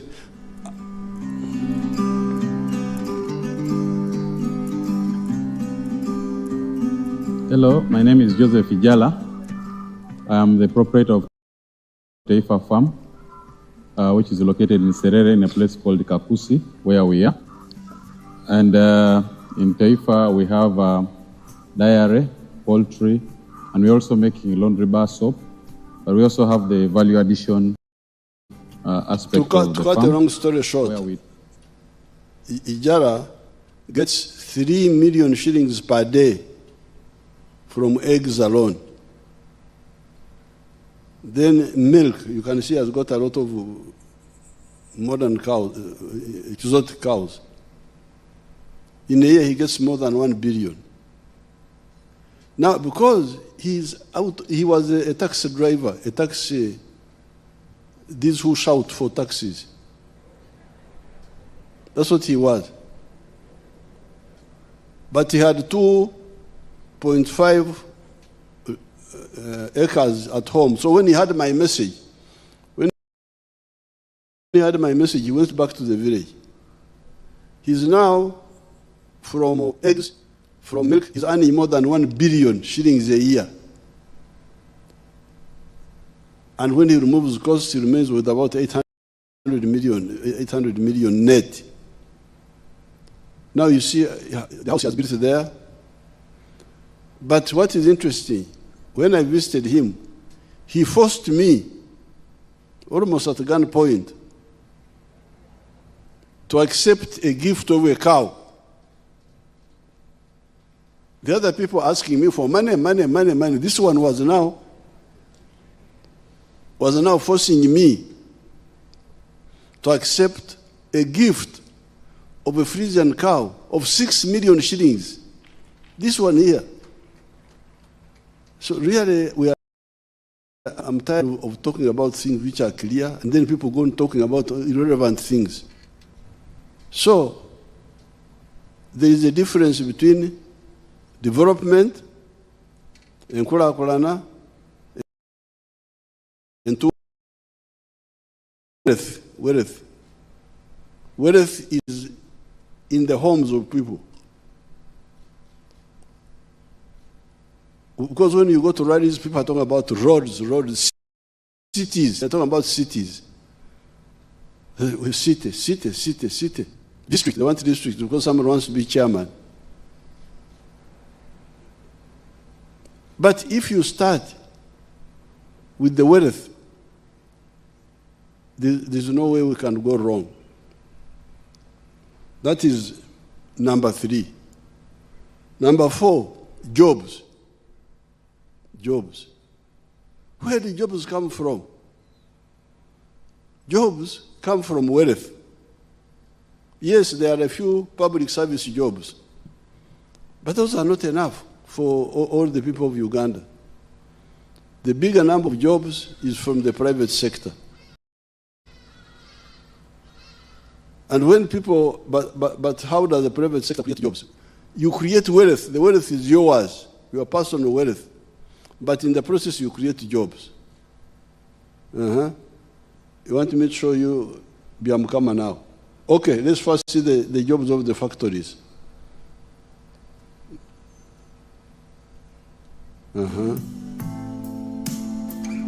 Freeze that, freeze there. Now, you see how many young people are working in that factory? Oh, very good. Freeze it there. Just see the number of the young people in that factory. So people just talking, jobs, talking. Total lack of seriousness. The factories are now employing 1.2 million Ugandans now, those factories, the 50,000 they talked about. The whole of the public service is 480,000 jobs. But these new factories, which have just come, because you can see they're all brand new, they're already employing 1.2 million people. But agriculture, those Ijaras, those Matongos, the ones you saw here, can employ even more Ugandans than the factories. Let us see Biamukama. Biamukama, the young boy who came to Parliament and listened to my message. My name is Fred Biamukama. I'm a member of Parliament of Buganges West constituency, Kakubiro district. We are now at our 4-acre demonstration farm. The land we have here is approximately 4 acres. This is a farm we started 2 years back here, 2.5 years back. And on this farm, we have a half-acre of pineapple, has 6 cows for zero grazing. We have poultry, about 25,000 birds, but only 11,000 are giving us eggs. And we have 1 acre of grass. We have piggery, those are very many. And 1 acre of coffee mixed with banana. Where we are, this is the 4-acre model farm. I did this activity to teach my voters, to lead by example, so that my voters can learn what measure the president tells the public. This is an initiative I learned from the president sometime back when he sent me to learn to Kaumu, to Kisozi. I copied what I copied, this is what I came up with. And you will see as we move, or that side, this side, that's my 4-acre model farm. The house as well. I don't sleep here, but if I will sleep here, the house as well is seated on this 4-acre model farm. When you look at poultry, out of the 25,000 birds, it's only 11,000 giving me eggs. Others, I get 302 trays per day minimally, because 11,000 birds are supposed to give me 366 trays. But because of the feeding method of deep litter, I don't get all the eggs. I get 302 trays per minimally. Then I save in a month, you can get a net profit of 55 million. Because you get 108 million, but you can't get all that. You have to buy feeds, pay workers, pay electricity. You remain with 55 million net pay. When you get the cows per month, these are 6 cows. Each cow minimally gives you 20 liters. So when you get 20 times 6, that's 120 liters per day. 120 liters per day. For us, a liter here is 2,000, because we sell each cup at 1,000. So you get 2,000 times 120, you get 24,000 per day. So 24,000 per day, when you multiply, you get about 7.6 million per month. But 7.6 million per month, you cannot save it. You have to get 200 to pay these workers, sometimes even the drug for spraying. That is zero grazing, you spray for ticks and other things. At the end of the day, you remain with a net profit of 6 million.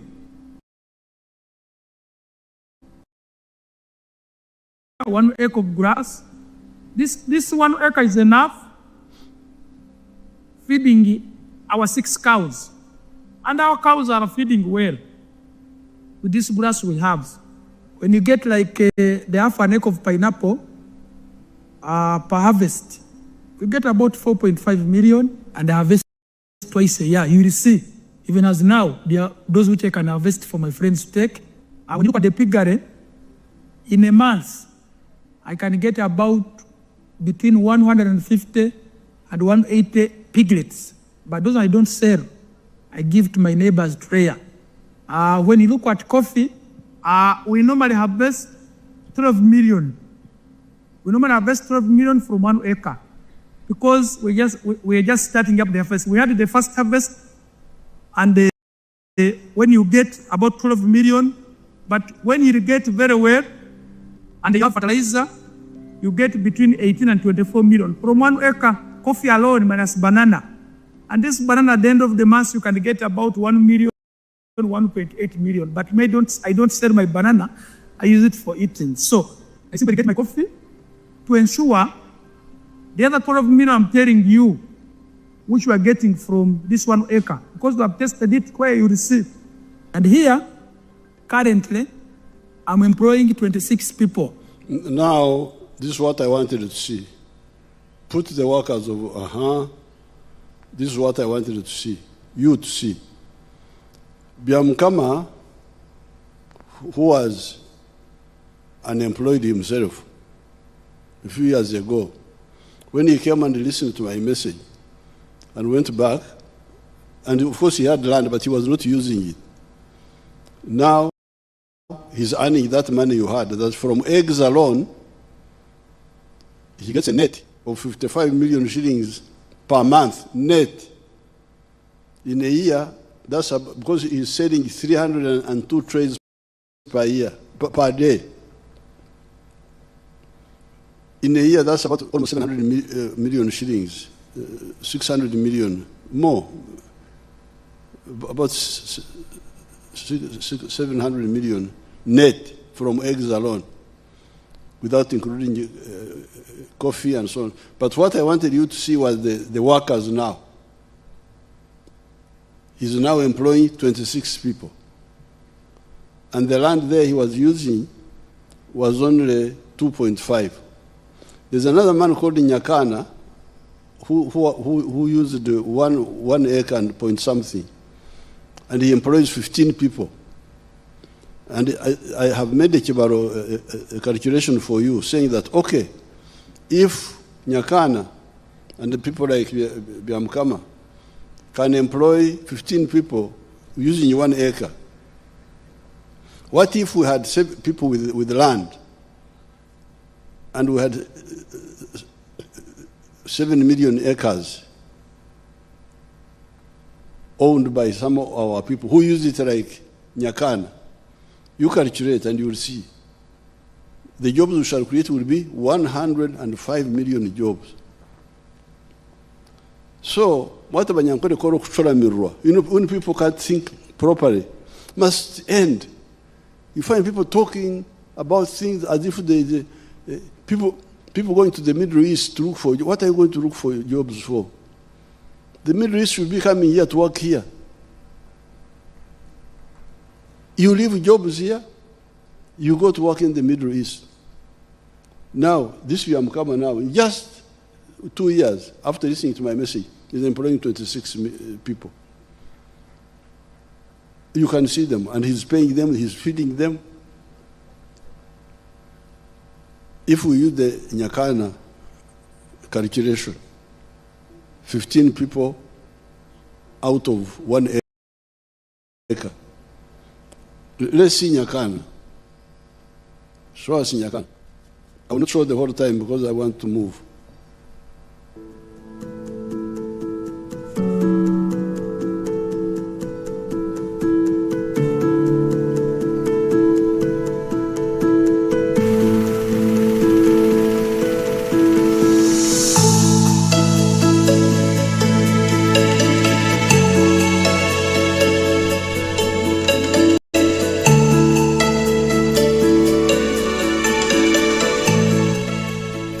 My name is Nyakana Richard from Rwengaju. This village is called Rwengaju Village in Karabarole, Fort Portal City.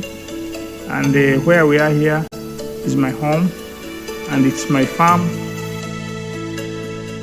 The biggest landlord in this village of Rwengaju is having 7 acres. People are surviving on 1/4 acre, 1/2 acre. 80% of the population here, they are on 1/2 acre. They are on 1/4 acre. This farm and this home is seated on 1.25 acre. It is surveyed land. We don't have time to listen to the whole story, but for him, he's selling, I think, 120 trays of eggs per day, and he's using that 1 acre for eggs.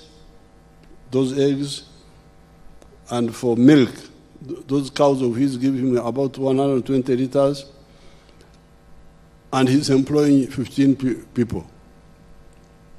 So my calculation, if you had people with 7 million, all of us, but with a total of 7 million acres, Uganda has got 40 million acres of arable land.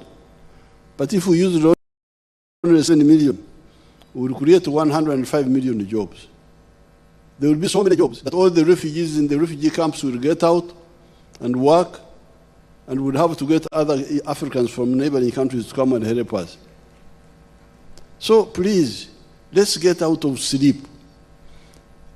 It is wealth which creates jobs.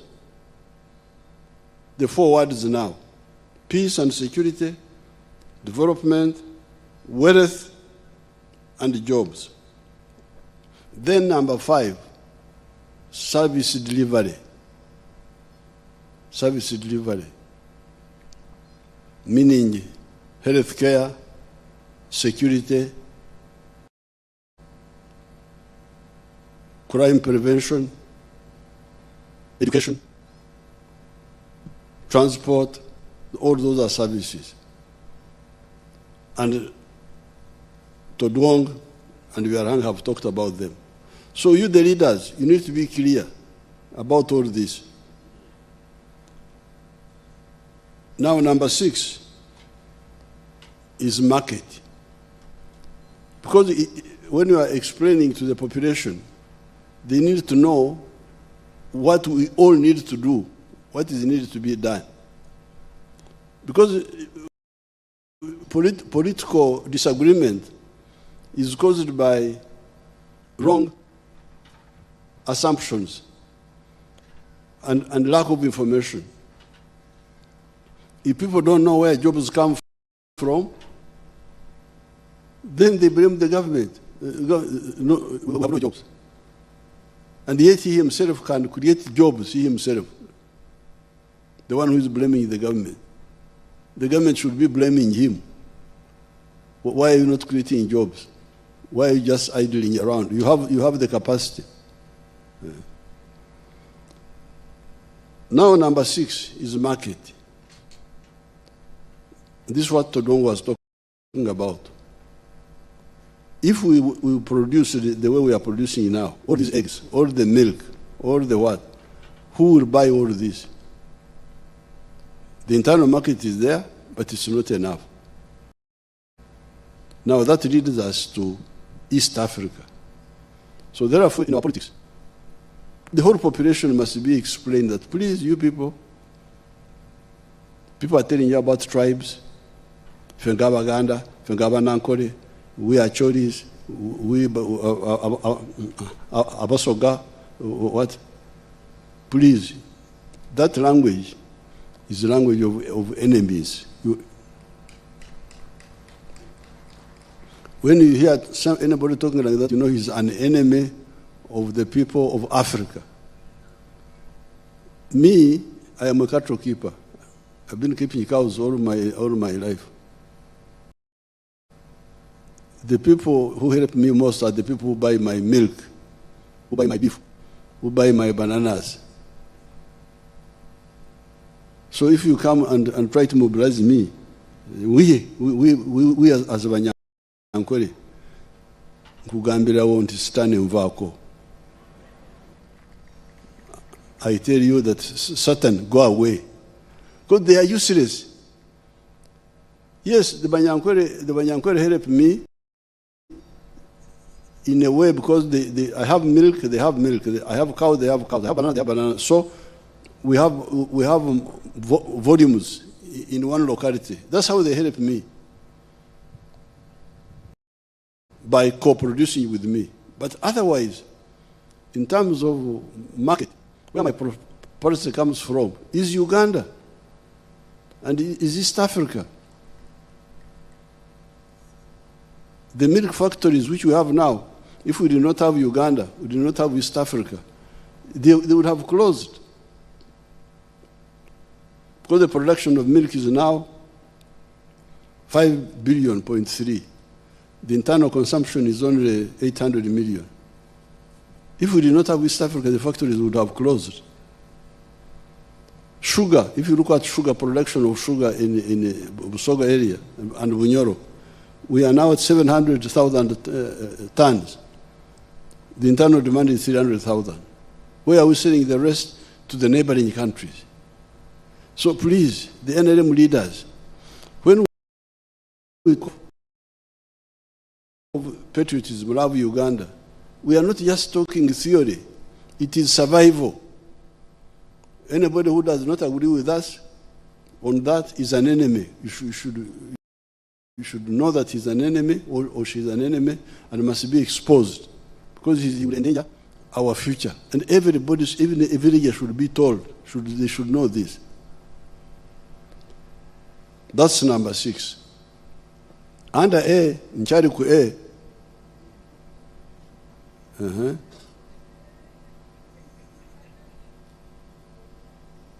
I'm still on A now.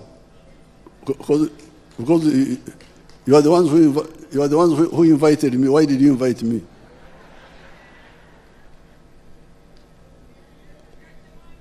Now, finally, number 7, strategic security. How can Africa guard itself against all threats? Africa was in danger when we were colonized. Other countries which were colonized, the people were exterminated. If you go to America now, the people they call Americans now are not the original Americans. The Indians, they are the ones who call Americans now. Africans survived because we don't die easily. To a miracle. But we cannot again make a mistake of being weak. So therefore, when it comes to army, having a strong army, strong economy, that's why we believe in East African integration, both economically and politically. And that's why we talk of the East African Federation. We have been discussing all these years with our colleagues in Kenya, Tanzania, Rwanda, Burundi, South Sudan. Congo now has joined. So push this. What politics are you engaged in if you don't talk about that? You don't talk about wealth, you don't talk about jobs, you don't talk about market. What are you talking about? That you are a politician. What are you politicking about? So here I'm just giving you free consultancy about the politics you should talk about. Now that is A. We come to B now. Now, since this is the anatomy of prosperity and strategic security, how far have we gone? In that manifesto, and in my speech, you will see that we have gone through 5 phases. Phase number 1 was minimum economic recovery. When we found you didn't have sugar, you didn't have soap, the whole economy had to collapse. And we brought back those products. Okujao, Ebola, shortages, when we did with the shortages. There is a story there, I don't have time to go into it. Secondly, we expanded the production. More coffee, more tea, more bananas, more this, more that, more sugar cane. Thirdly, diversification. We diversify many products. That's why you hear that the imports, our exports have now gone to $13 billion. That's what Uganda is now earning, $13 billion from exports of goods and services. So we diversified. We are exporting. You had the materials. We are also exporting industrial products.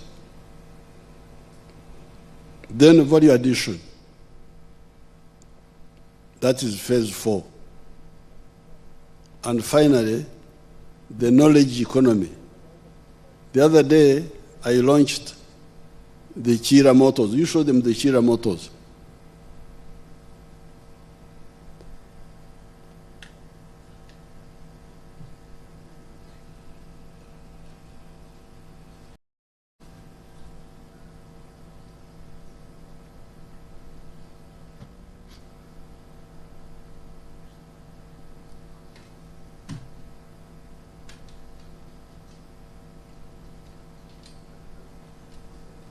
those are automobiles designed and built. Those young people you see there. Let me see whether when I took a picture with them recently. Now, we are developing all these, the pictures of my scientists. Where are they? I took a picture with them. Now, what is doing all this? First of all, they are the farmers. You saw them. Then the manufacturers, you saw them. The factories which are owned by Ugandans and non-Ugandans.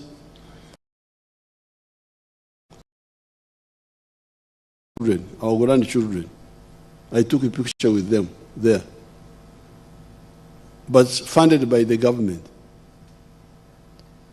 On that Chira effort, we have spent $120 million. But we need another $143 million to fully complete it, so that we produce 10,000 vehicles per year, 10,000 buses. Now we're discussing it today in the cabinet, and we're saying once a product is already put forward, why don't the public of Uganda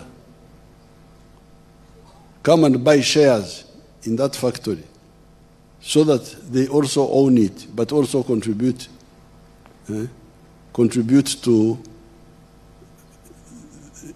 the capital? Because now all the capital is coming from the government.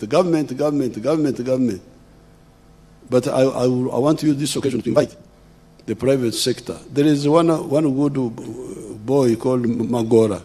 Show us Magora's things. Our people have discovered medicines we are going to save the world from so many problems. I've discovered medicine for cancer. Those are the scientists.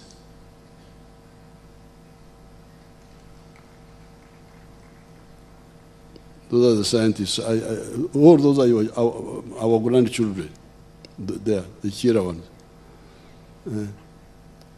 Let's see Magora's.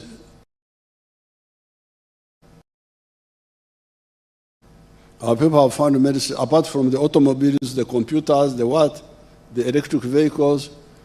Your people have discovered medicine for cancer,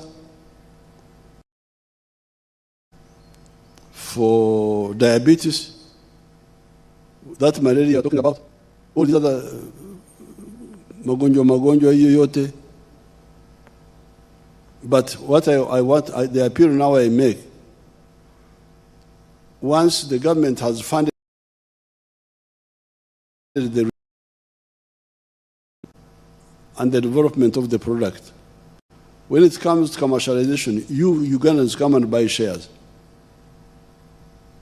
Mukoraki, instead of buying whiskey and so on and so forth, come and buy shares in this factory, those factories. Let's see. That is Magora now.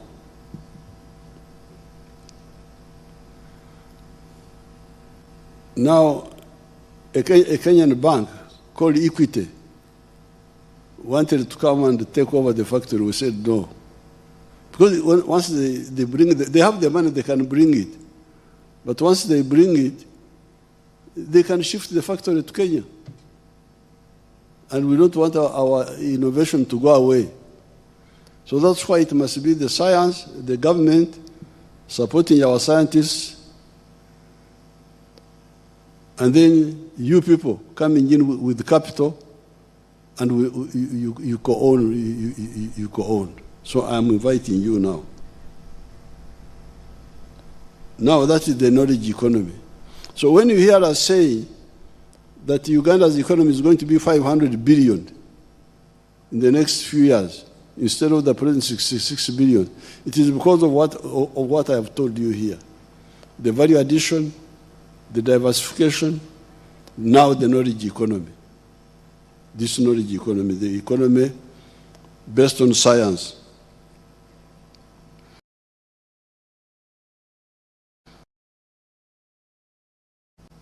See, in this Kisanja, this coming term,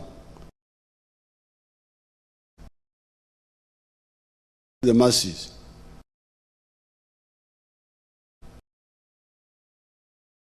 Number one, poverty and jobs. We must get rid of poverty in these villages through PDM. And it's very easy. Let's look at our young girls. Show them Rashida of Butambara.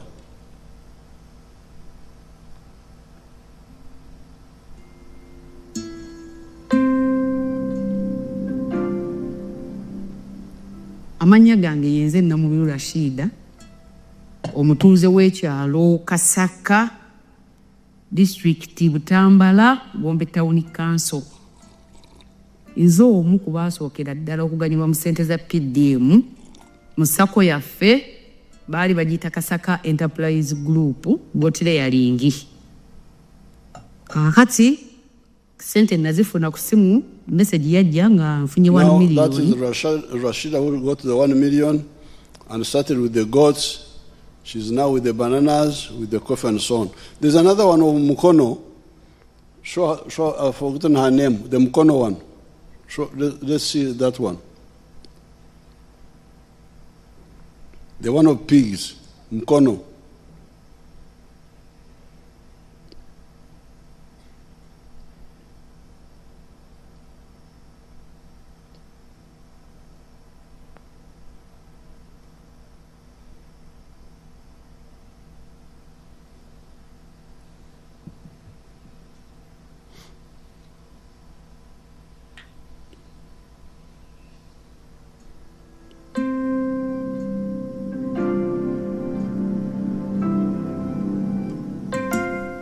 Amanya agange nze nampa Harriet nambeera Mangaliba district eya Mukono. Nafuna sente za PDM nasaba emitwalo 5 era ge bampa emitwalo 5 nagafuna ng'ennaku z'omwezi 24 ogw'omukaaga 2023. Bwe nfuna emitwalo gyange 5 nagula embizi 3. Embizi 3 nga zonna nkazi. Now, nazigula ku mambo. Nampa feared 1 million. She feared. They said 1 million. Million. I can't manage 1 million. She didn't say it. Natia kakade. I feared. They gave me 1 million. I feared. I said, akakade. Sikawuliranga ko. What? Nze mumpe emitwalo 5. Don't give me akakade. I have never handled akakade. How will I manage it? But you see now what she did. So you people, let me see. I will show you 2 others. Appeal of Lira, and Tumsime of Rubirizi. That will be because I'm a film shower.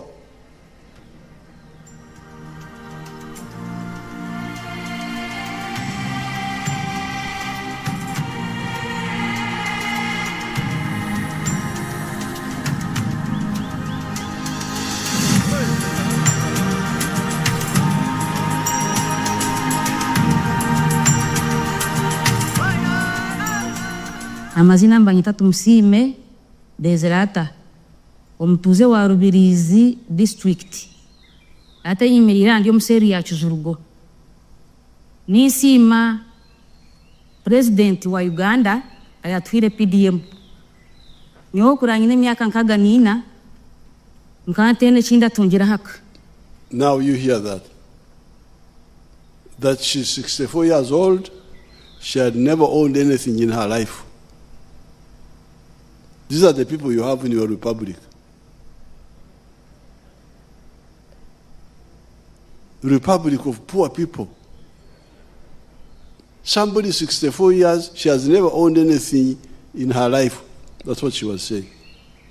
Let's see appeal.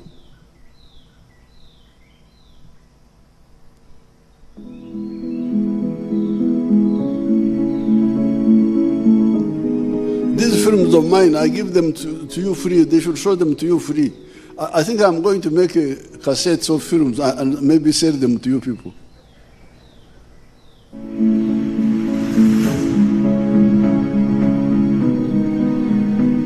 Anya pio vike aburi wan tin man ma alingiri sel ti banya ward ti my town council ti Lira district. Her name is Apio Viki, a resident of Alingiri Cell, Banya Ward, Amach Town Council in Lira district. Agamu chene me PDM yari ariapirwa adek. She got the money for PDM in 2023.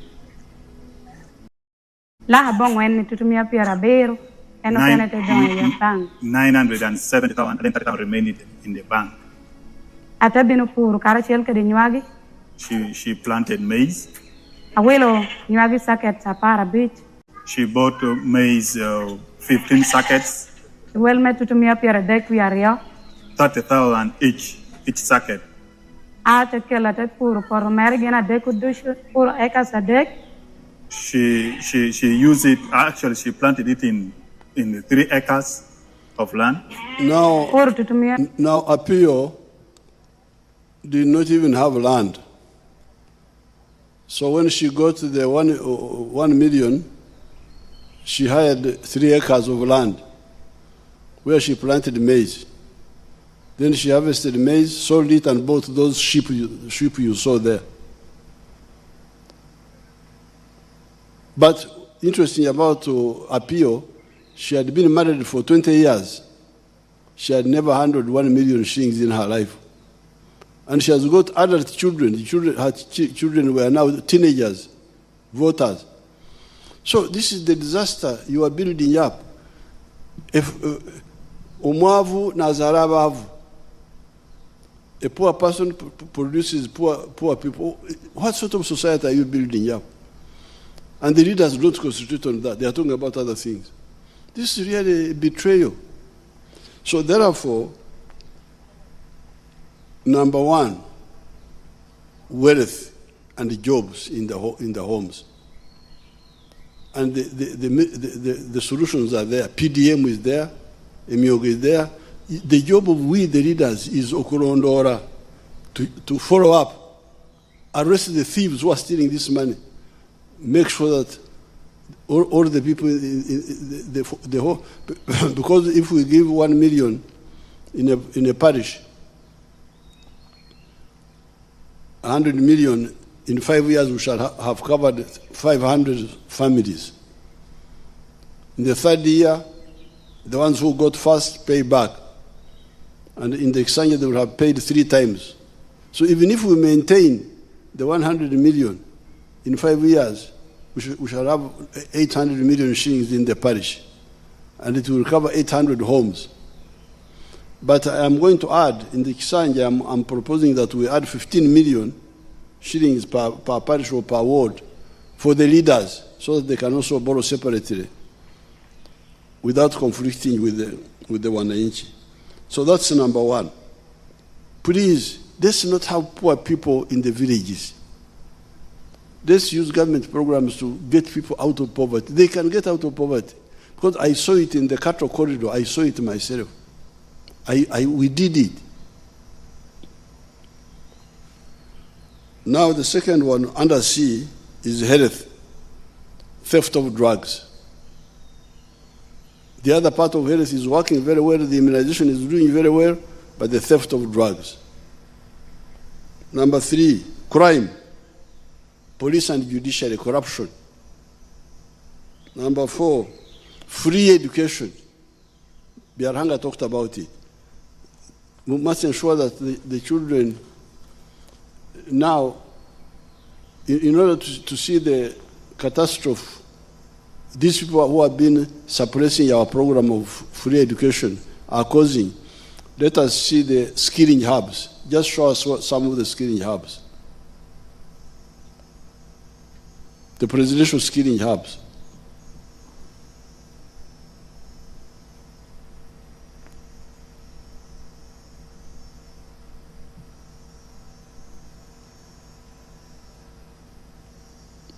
The children where they are giving testimony.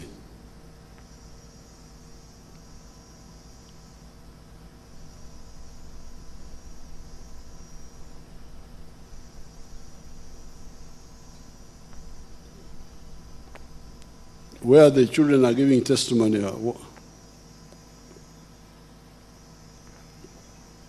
Erinnya eryange nze Musoke Bale Geoffrey ng'anviira Erinnya eryange nze Musoke Bale Geoffrey ng'anviira mu disitulikiti y'e Butambala. Najja wano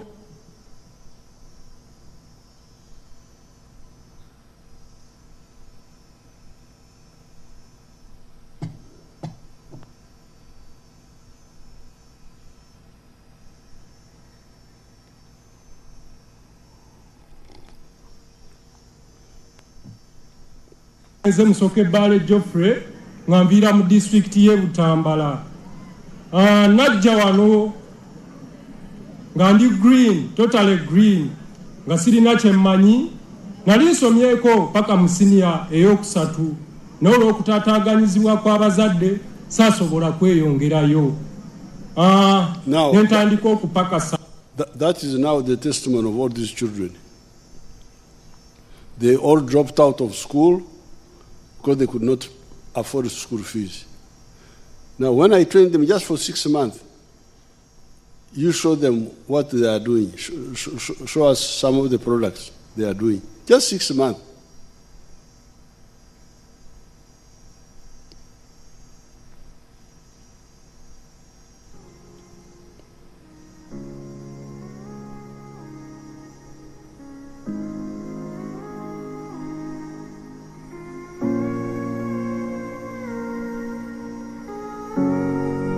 All those are products of your people who had become hopeless. But 6 months. Now, I started these skilling hubs in my normal guerrilla way. Because when I try to advise people, they refuse, I go to the bush. That's what I did. The skilling hubs are my bush.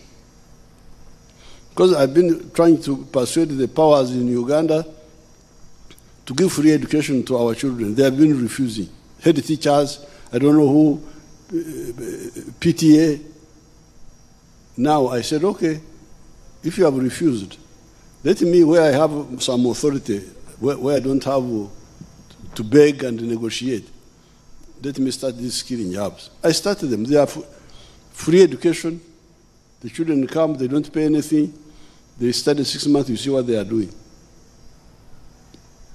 And yet what I'm doing is more expensive than what you people should be doing. Because these hubs are zonal. You find one hub in Ankole, one hub in Teso. So the children must be in boarding. I have to keep them in boarding, feed them, and so on. While the UPE, USE are supposed to be day schools where they study and go back home so that you don't have the costs of sleeping and eating and all that. So please, the issue of education is free education. In the coming Kisanja, we must really struggle and ensure that it is implemented. Now, then the other issue, number 5, are the roads. The roads, some of the roads are good, but some are in a bad situation. The tarmac roads, there was some under budgeting which crept in and bad planning. Some of the tarmac roads have not been repaired in time, like the one of Mubende Fort Portal, Mubende Mitiana, even the one of Bundubujo, even the one of, we have identified those roads, we are now going to work on them. But the problem was bad planning in the Ministry of Works, but also bad budgeting. The pressures you bring must have a new district. Now. We must have. What is the point of having Fort Portal City, but the road to the city is in a bad situation? What planning is that? Even my people in Kabare now have been putting pressure on having Kabare City. But we have the road from Muhanga, Rwamchuchu, Kisizi, Kebsoni, Rubari, not worked on. Why can't we agree? Because a good road covers everybody. It covers the farmer, covers the political people, covers the students. The city may benefit some people, or a new district, some chairman and so on. So this is where we need to harmonize on the prioritization of plans. There could also be some corruption, which we are studying, especially for the Maram roads. I don't see why the Maram roads are not done. So that is another area we must ensure that there's no compromise now. The roads, tarmac roads must be maintained on time. Whatever, any sacrifice we need to do must be done. So the road, because they affect everybody. The Maram road is the same, must be maintained all the time in good motorable condition. That is number 5. Water for drinking. I'm glad that Biarhanga was talking about that one. That's number 6. Land grabbing. I'm glad somebody talked about it. I heard somebody talking about it. Land grabbing. We're also going to fight that. That is now C. Now D is irrigation. Biarhanga touched a bit on it. We have got our scientist, Dr. Muranga. She has got, I gave her land in Bushenyi, government land, and she has got a wonderful facility there. Let's see what she's doing there.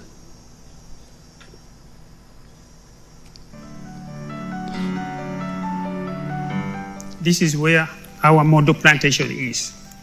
Plantation, which you've heard, we've already gone beyond 50 tons of yield per hectare per year. Matoke is very important part is water, but especially in the dry season. So here we are using irrigation, drip irrigation, as you can really see, using water, especially in the dry season. Drip irrigation, the advantage with it is that it sends water where it is required. PBD does not depend on national water. We make our own water, which we pump every day. 90% of the water is used for irrigation, and the other 10% is processed for use in pilot plant and estate residential areas. This swamp, as per NEMA allows us to use 1/3 of the water flow. But in the dry season, we even just use 12%. Now there you can see a number of things. First of all, that wonderful banana garden, where Dr. Muranga is producing 53 tons per hectare. The Banyankore nearby are producing only 5 tons per hectare. Muranga now is producing 10 times more than those Banyankore nearby. Why? Because she's irrigating fertilizers. So therefore, irrigation is very crucial. You can see the weather is not reliable. This is supposed to be a wet season, but the rain is coming, going. It's very risky. We need to shift to irrigation. In this coming Sunday, you will see we are going to do a lot of work to do irrigation. Now, finally, E, I want to talk about the youth, our youth. There are very bad people in newspapers like The Monitor, of course, from international, who give messages to our young people which need to be helped. They try to make our young people only concentrate on pleasure, ebinyumo, chi. Now, I want to inform you that the one who is standing here is a former younger person. And I will show you my picture when I was a young person, if they can show it for me. No, not that one. That one will come later.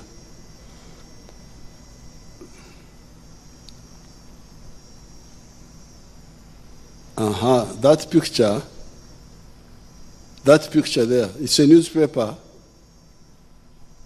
of 1968. That is my picture there. I was 23 years old or something. So if you are looking for a young person, there's one there. So people don't say, young person. Yes, you are talking to a former younger person. This was now 1968. And we had come back from Mozambique. We had gone as a student delegation to Mozambique to support the Mozambican struggle against colonialism. See, we were young. And we liked, once in a while, we would go to Ebinyumo to dance, to so on and so forth. Because, you know, I'm also a rapper. The other day I was rapping. But at the same time, we had to struggle for our people. Because that time, the whole of Mozambique was under colonial rule. The whole of Angola was under colonial rule. Zimbabwe, South Africa itself, Namibia. So, if we had just concentrated on pleasure, which is what some of these people push our young people towards, where would we be? If you go to South Africa now, I hear there are 1 million Ugandans in South Africa. When did they go to South Africa? After we, the young devotees, had liberated it with Mandela.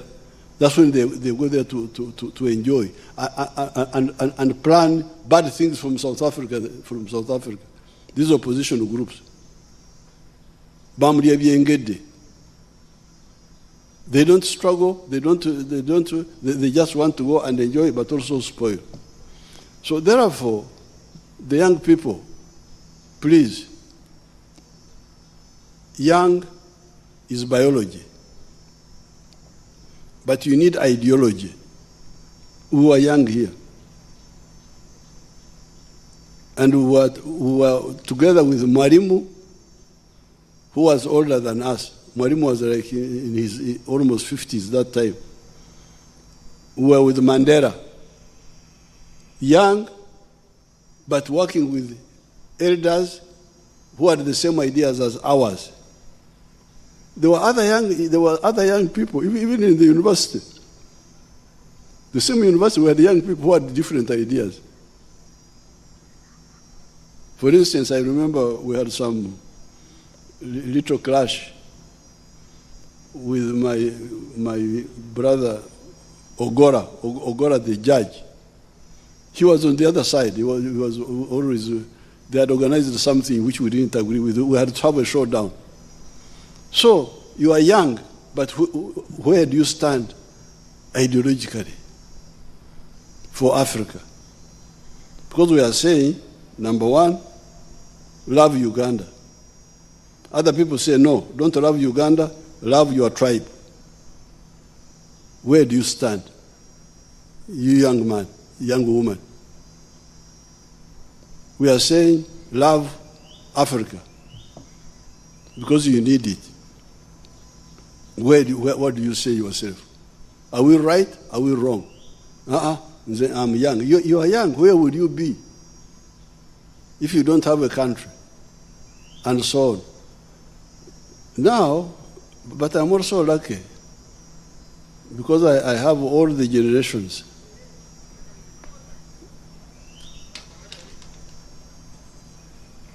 Mom and myself, they say they are following European things, that we are boomers. There was a generation in Europe called boomers, the ones who were born during the Second World War or after, and then other groups. But there are other groups, like my children, are Generation X, apparently. The Moses is the what? Then the millennials. You have heard of all those groups. Millennials, the ones who turned 18 in 2000. Then the Gen Z, Generation Z. Now we have Generation Alpha now, the young ones. So please, especially Mama, the one of education, we need to help our children know how to be ready to protect this country. Because we are talking of defending the gains and taking a qualitative leap. But it must be done by the young people who must know what they are doing. Fortunately, I have all these groups. I have the Generation X in my house, in my nuclear group. I have the Gen Z. You show them my Gen Zs now. This is where I spend time with my Gen Z now. Those are my grandchildren. In the cows. Why should I have a Gen Z who doesn't know about cows? Cows is what kept our people. The bananas, the crops. So please, our young people should not be misled by, I think these are, if you read the articles in the Monitor, that Monitor is an NMA paper. Their job is to soften Africa. Of course, you remember they were promoting homosexuality. You remember? Those groups.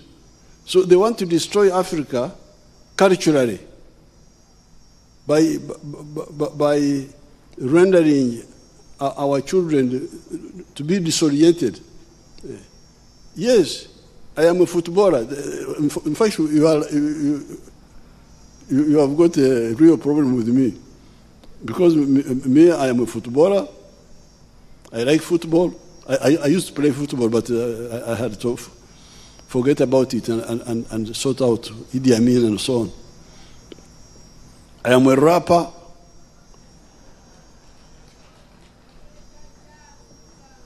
If you want me to swing you in walls, dance, swing you around and toss you around, I can toss you.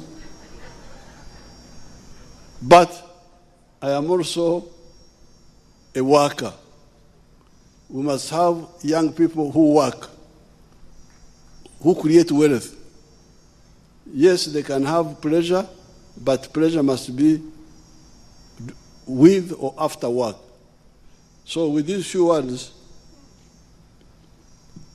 it's now my pleasure to do what?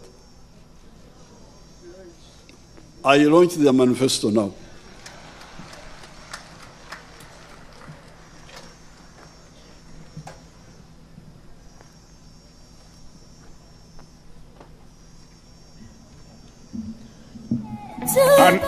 Another round of applause. Your Excellency, you are going to sign Can somebody who is in charge make the preparations?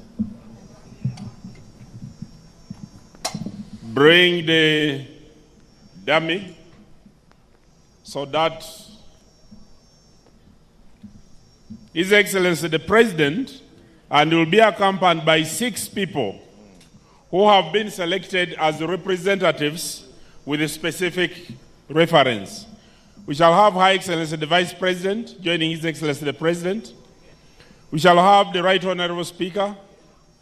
We shall have Alhaji Moses Shigongo representing the members of the Central Executive Committee. We shall have the Secretary General. We shall have the Prime Minister and Moses Byaruhanga representing the committee. Can you please move Secretary General lead the team? Your Excellency, the Vice President, those 6 people will represent all of us who are here, so that and all the generations are represented in the team that has been selected. There is also going to be a photo opportunity after this, and it's going to be by the members of SEC, members of the Central Executive Committee. They are going to join His Excellency the President after the signing for the photo opportunity. Ndele troop, you know what you are supposed to do at this time.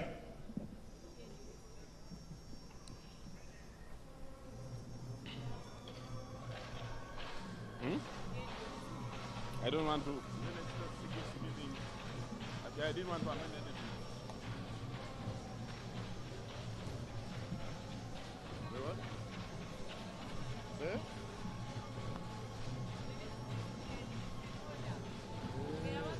I think so.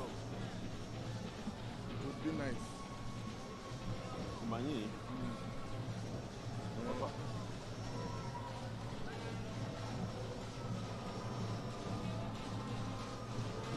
The other time you told me that I amended the thing, and SFC, they gave me this list. They brought it. The members, after.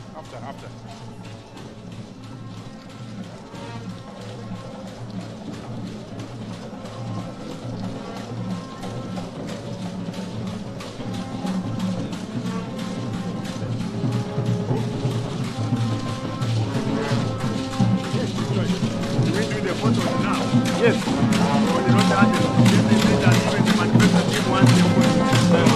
Let them do the photos now.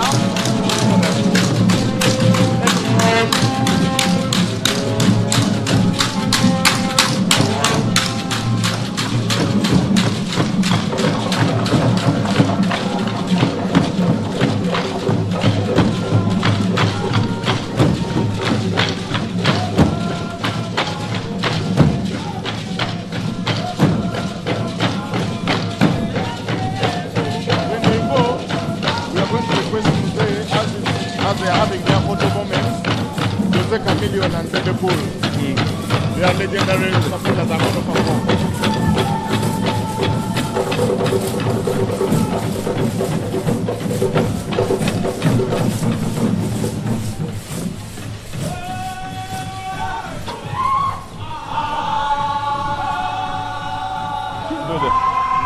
I thought they are the village. They are not the village.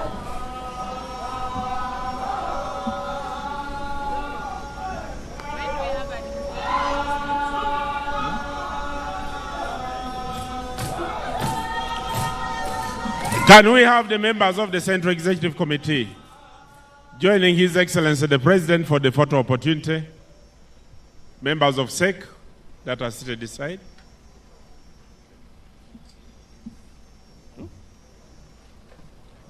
And they'll be joined by the Secretary General of PLU.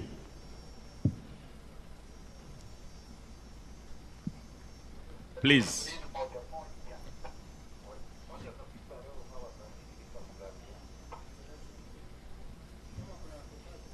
The members of the Manifesto Committee, are they here?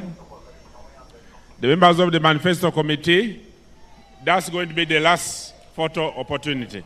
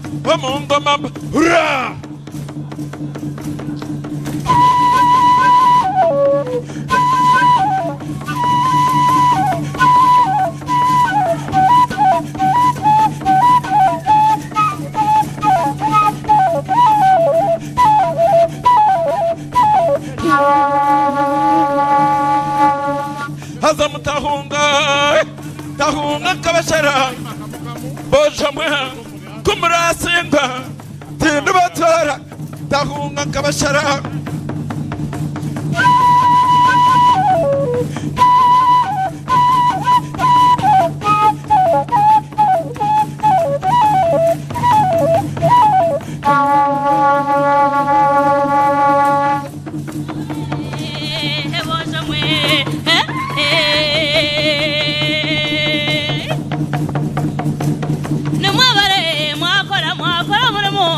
We would like to take this special moment to thank the members of SEG and also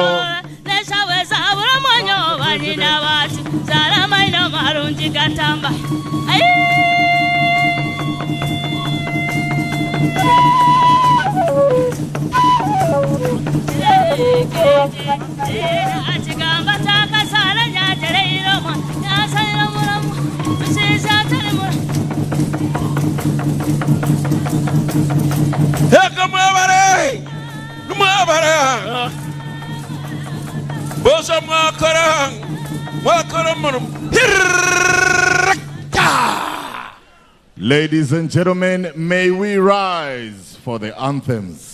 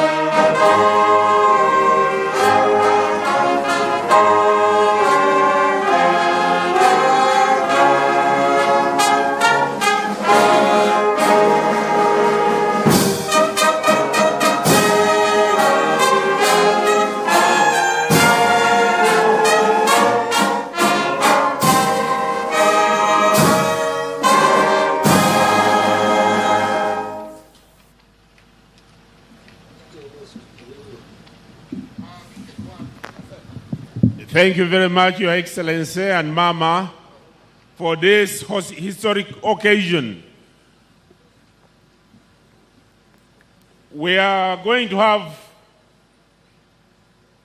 some artists do the presentation.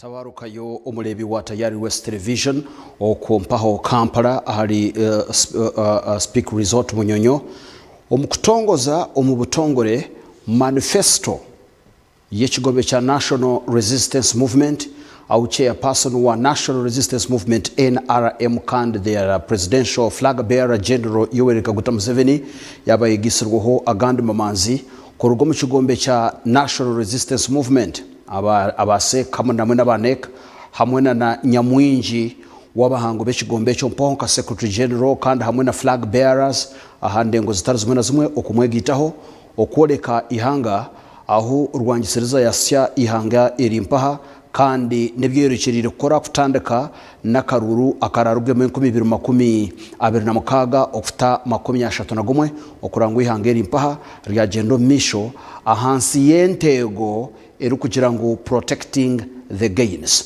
yabali kugumana itwe edakika zaba 26 zatambuka shayemwe gumabazyo nko butosha program ebiri kufa omunsi urwo kubanza futurwa gatano shayemwe guza shahibiri ahampaha atayari West Television na nyomugaranda Netanyahu Special Forces twakwiha omubya NRM kandi hamwe nebyihanga eri Uganda nyishiriza nkutware